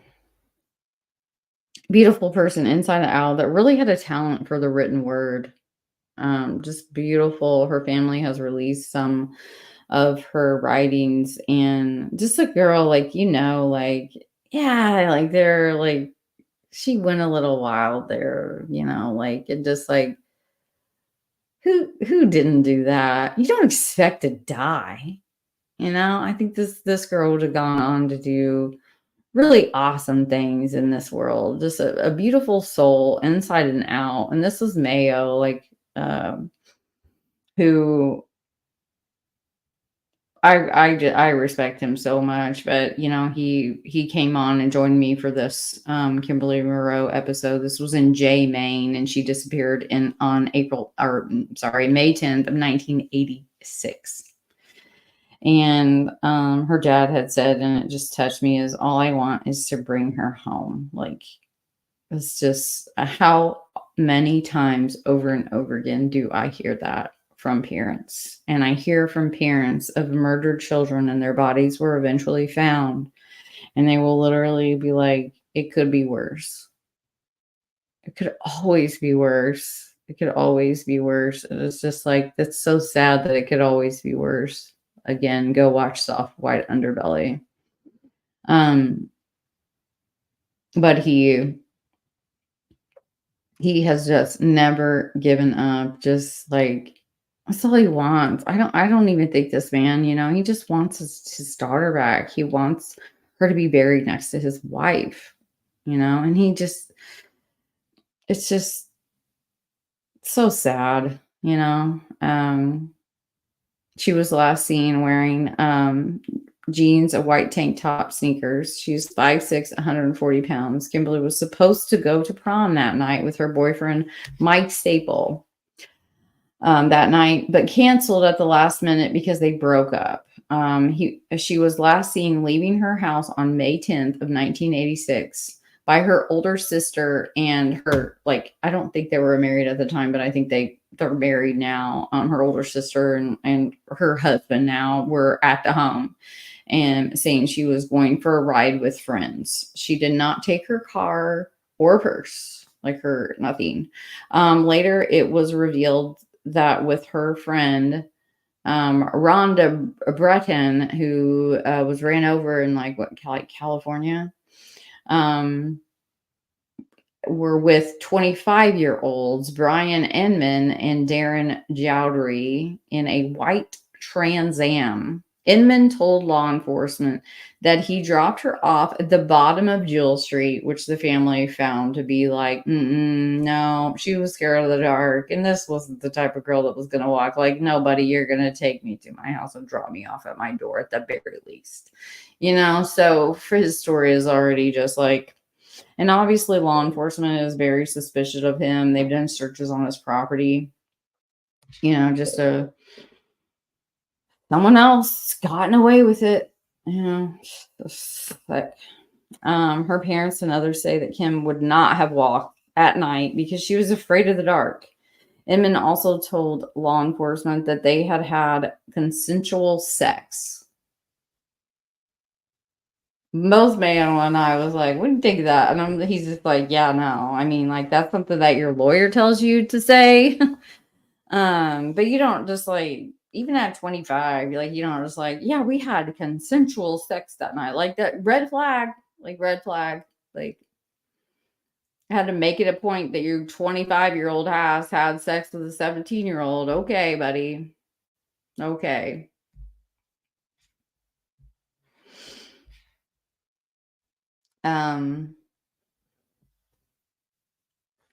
But yeah, it's an odd choice of words. And then Mayo brought that up. It was a very odd choice of words for the time in 1986.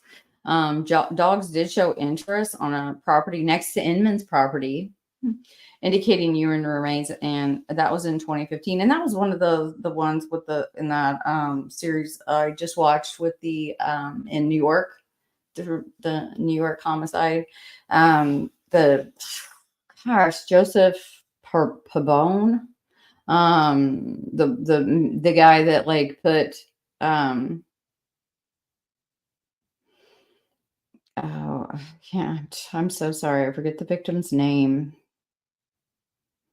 Just a sick, horrible case. She worked with her brother, and she'd even told her brother, like, I feel so bad for him when I was watching that. Like, he feels like it's his fault because his sister was working for him. It was a union, like building under construction, and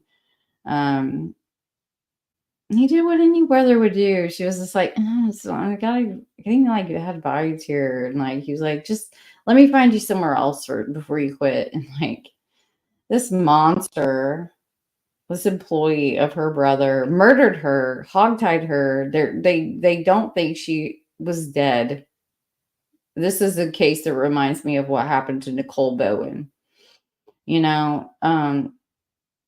Stuck, hogtied and duct taped her face and put her in the ductwork of the building. So they knew, like, they had video that she didn't come out of that building. He was under surveillance immediately. And they sent in dogs, and the dogs were alerting all over, We'll come to find like the dogs were alerted, and the dogs were right but they hadn't turned the air off on the initial search, and they did a very thorough search. This, like, I don't know how many stories was. I think it was like 12, at least 12. And but the air system, I can't remember if it was heating or cooling, but it was on. So that's why the dogs were like alerting everywhere. So the next search that they did, they turned that off, and they were able to find her body. And it's just a horrible, like, he was arrested with a new girlfriend that just, blind, like, just believed that he didn't have anything to do with it. And like, he had a criminal history, it's just like, so yeah, like, trust those doggies' noses. So, but that was in 15. It didn't do anything. They didn't find anything. And after a search along the riverbank, and lots of different places have been searched. Her father told Sean Stackhouse of News Center, Maine, it's still my daughter. I'm still looking, and I can't give up on her, he said.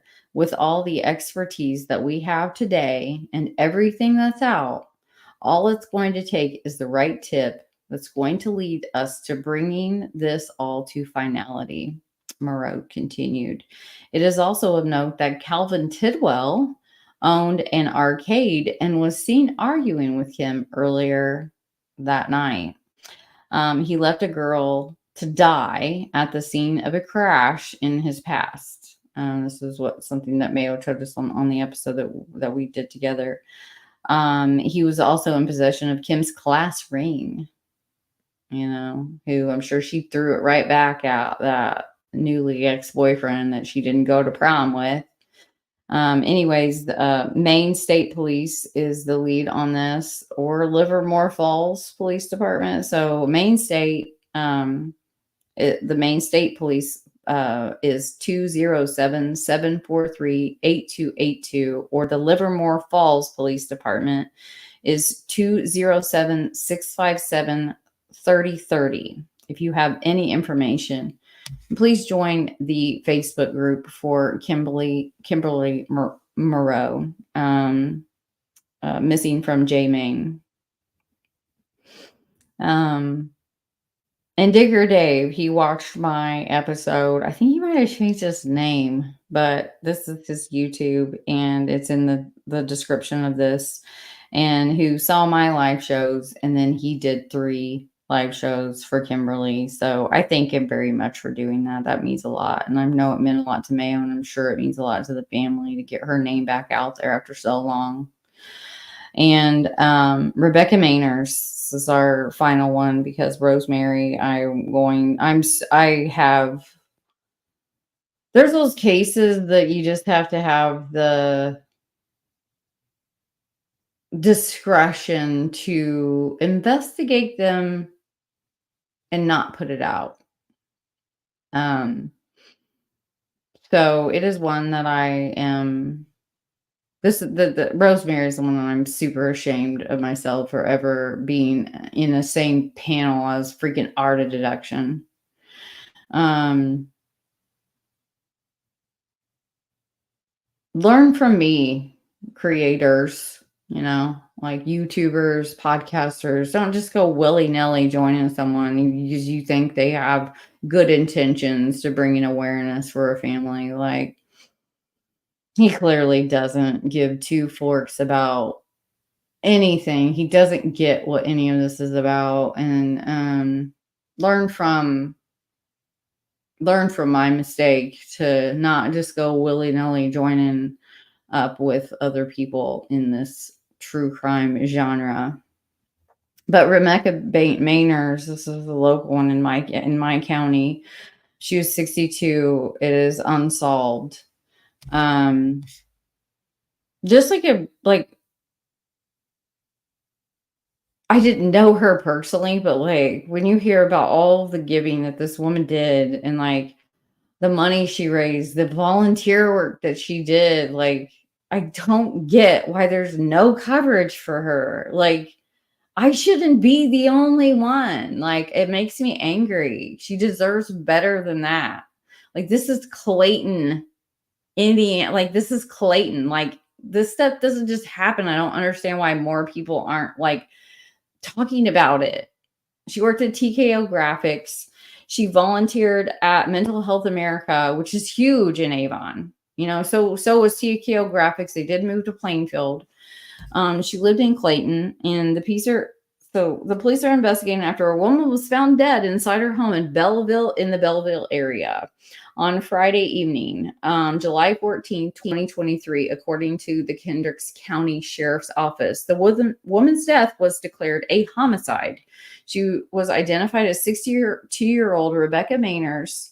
Police were dispatched to the home at 2104 East County Road, 600 South of Clayton, Indiana. And like, these areas are so close. That's why you see like Belleville and Clayton, like they're rural. And that's where it's like, I know this area. I I had my friends lived in this area, like a few of them. I spent a ton of time in this area, Hazelwood, all of these little tiny, like I had friends there. Like my friend's dad was the pastor of Hazelwood Baptist Church.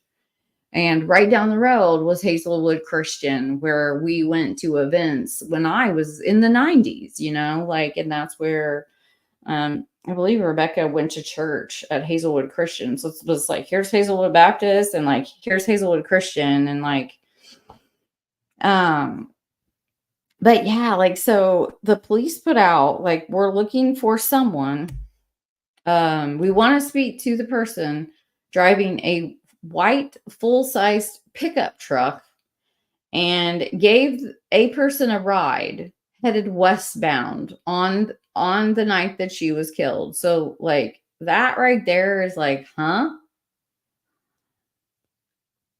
Like, yes, like small towns have that like small town like congeniality. Like I experienced that like when I went to go to Delphi, I mean, gone, like I went there as a kid or, for field trips and stuff because of just the historical nature of that area being where, it's just goes as far back as Indiana goes is right there, in Delphi. And, but just like even, I think it was like the last time I was there was like 2019, 18.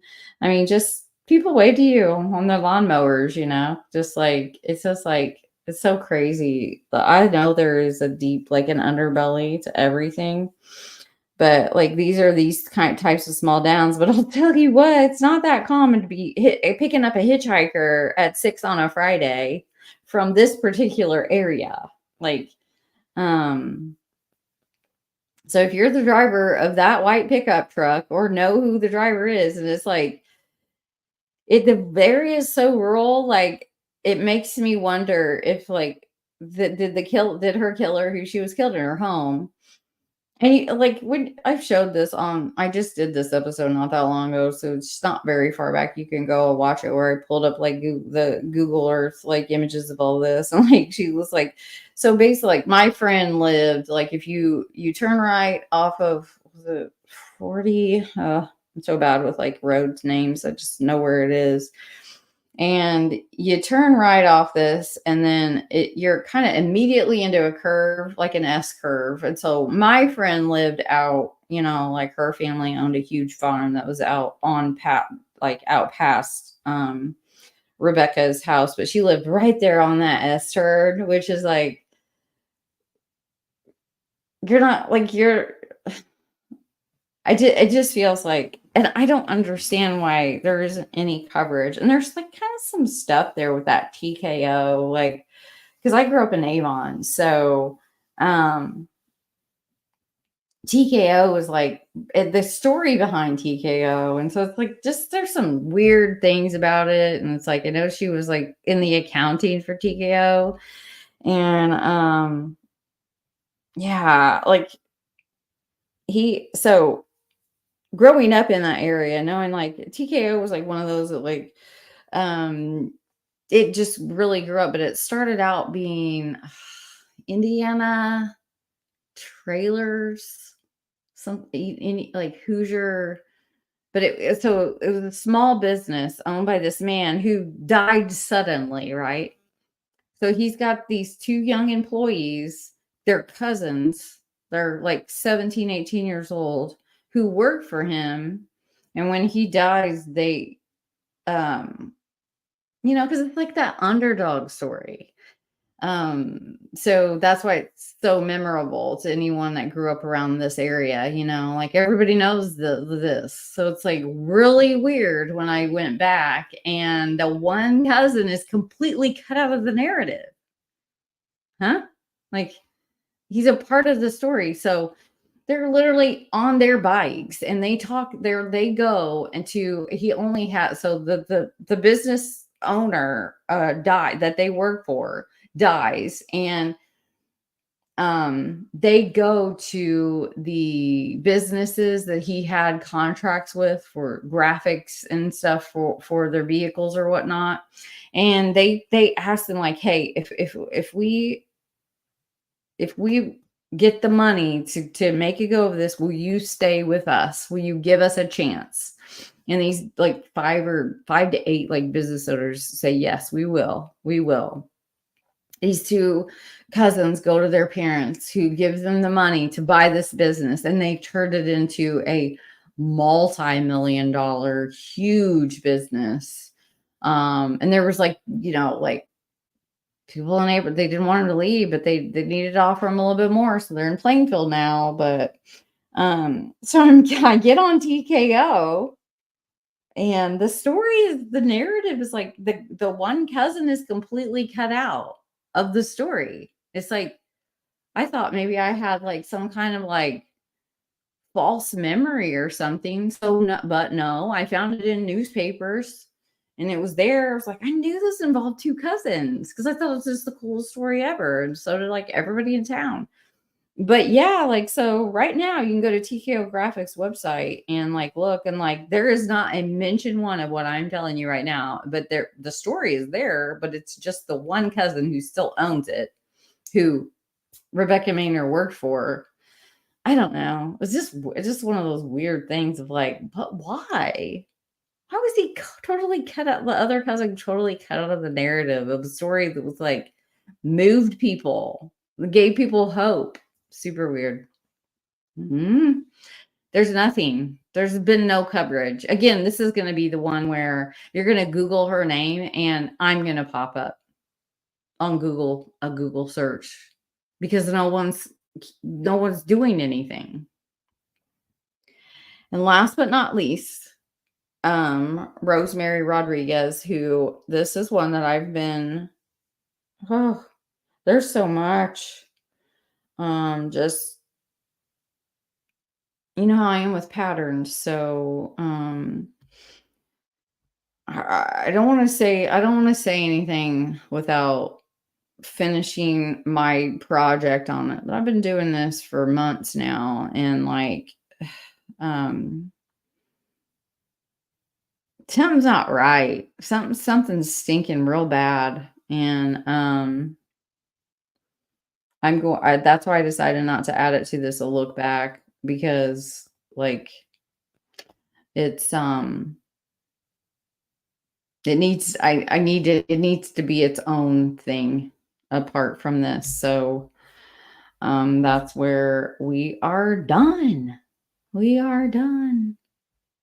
I'm done with it. Like, I finished my updates on all the cases that I've covered on this channel. So I could, obviously I didn't have room to make it an all one on thumbnail, but this is the last cases that I have done. Their pictures. Oh, you can't see it? Yeah, you can. There. You can see it. And I did it.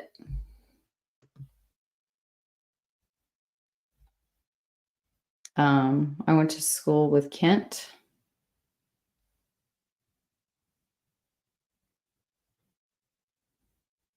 Who are you talking about, Baba? Are you talking about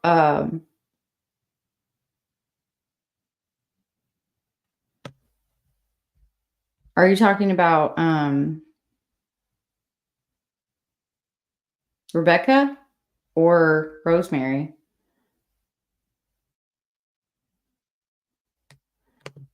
Hello, friend. Yeah, I know. We're finished. Oh, you made it. You made it good. Thank you for being such a trooper, and thank you again, Georgina, for your super chat. It means a lot to me. Thank you, Mayo.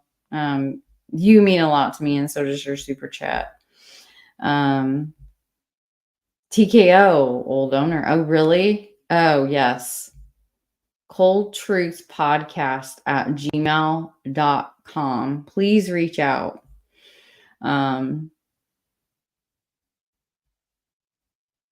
It's just super weird, because like growing up there, like, so it's like you remember this like underdog story. And like, it's got these two cousins riding their bike. They're just teenagers, and they have this like vision. Like, it is weird that like the previous owner, Indiana, it was like Indiana something or Hoosier. I can't remember the name of it originally, but they changed TKO graphics, and yeah, it was just like so bizarre to me. And like, I know that Rebecca worked there, and like they did a little tribute to her. And like, I'm not saying that they killed her. It was just like it was just weird. And I don't understand why there's no coverage. Like, something's weird about it. This is a case that my friend told me about. And obviously, we're just living in Hendricks County, like it's not like this is like, murder capital of the world, thank goodness. So when a murder happens in Clayton County, like Belleville, Hazelwood area, like, uh, why is there no one? And like, literally, like, no one, like, people won't talk to me about it. Like, it's super weird. I've not experienced that yet, especially for cases getting no coverage whatsoever. Like, I don't know. Yeah. Good. I'm glad you agree. Like, it's just super weird. Like, so yeah, definitely. Yeah. Like, I just like, I want to know what the heck is going on. So yeah, definitely hit me up, coldtruthpodcast@gmail.com. All right, guys. I thank you so much for all of you that hung in. I know, like, these aren't the cases, and I'm just come to believe that the people that are here listening to these cases are the people that really are here for the right reasons. They're the ones that are invested in true crime, in like the genre of true crime. And while it pisses me off that an episode about Fork and Greeno or drama or me ranting, gets more people that watch it, I don't give a fork. Like, these are the cases that where we can make a difference, and it's pretty disgusting that not a lot of people watch them. And that's like one thing that Greeno has said that really does like piss me the fork off, about, well, she only gets views because of me, and like followers and subscribers who, I mean, good God, subscribe. Is it that hard? Am I that, like, just subscribe to my channel? Like, I don't understand. I feel like I try to do my best. So, like, how hard is it to hit the subscribe and the like? Like, I don't even annoy you with going live every day, like, but anyway, like, only get views on him. And the thing is like, it pisses me off for the absolute opposite reason, because I do all of these other cases that nobody else is talking about, nobody else gives a fork about. No one else is like trying to bring awareness and trying to contact bigger YouTubers and other media to get them to cover these cases, because I know how the political system works. So yeah, it does piss me off that these are the lowest views I have. Like, it should be the opposite, but it is what it is. And I'm going to continue to expose Greeno, who apparently is live with his sister tonight. Of course he would want to exploit her even more. Man, I hope she's ready. Like, she started a podcast, and of course he's going to take advantage of her. So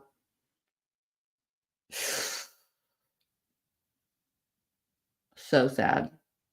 So yeah, thank you for being here. Love you guys. Thank you so much. Good night.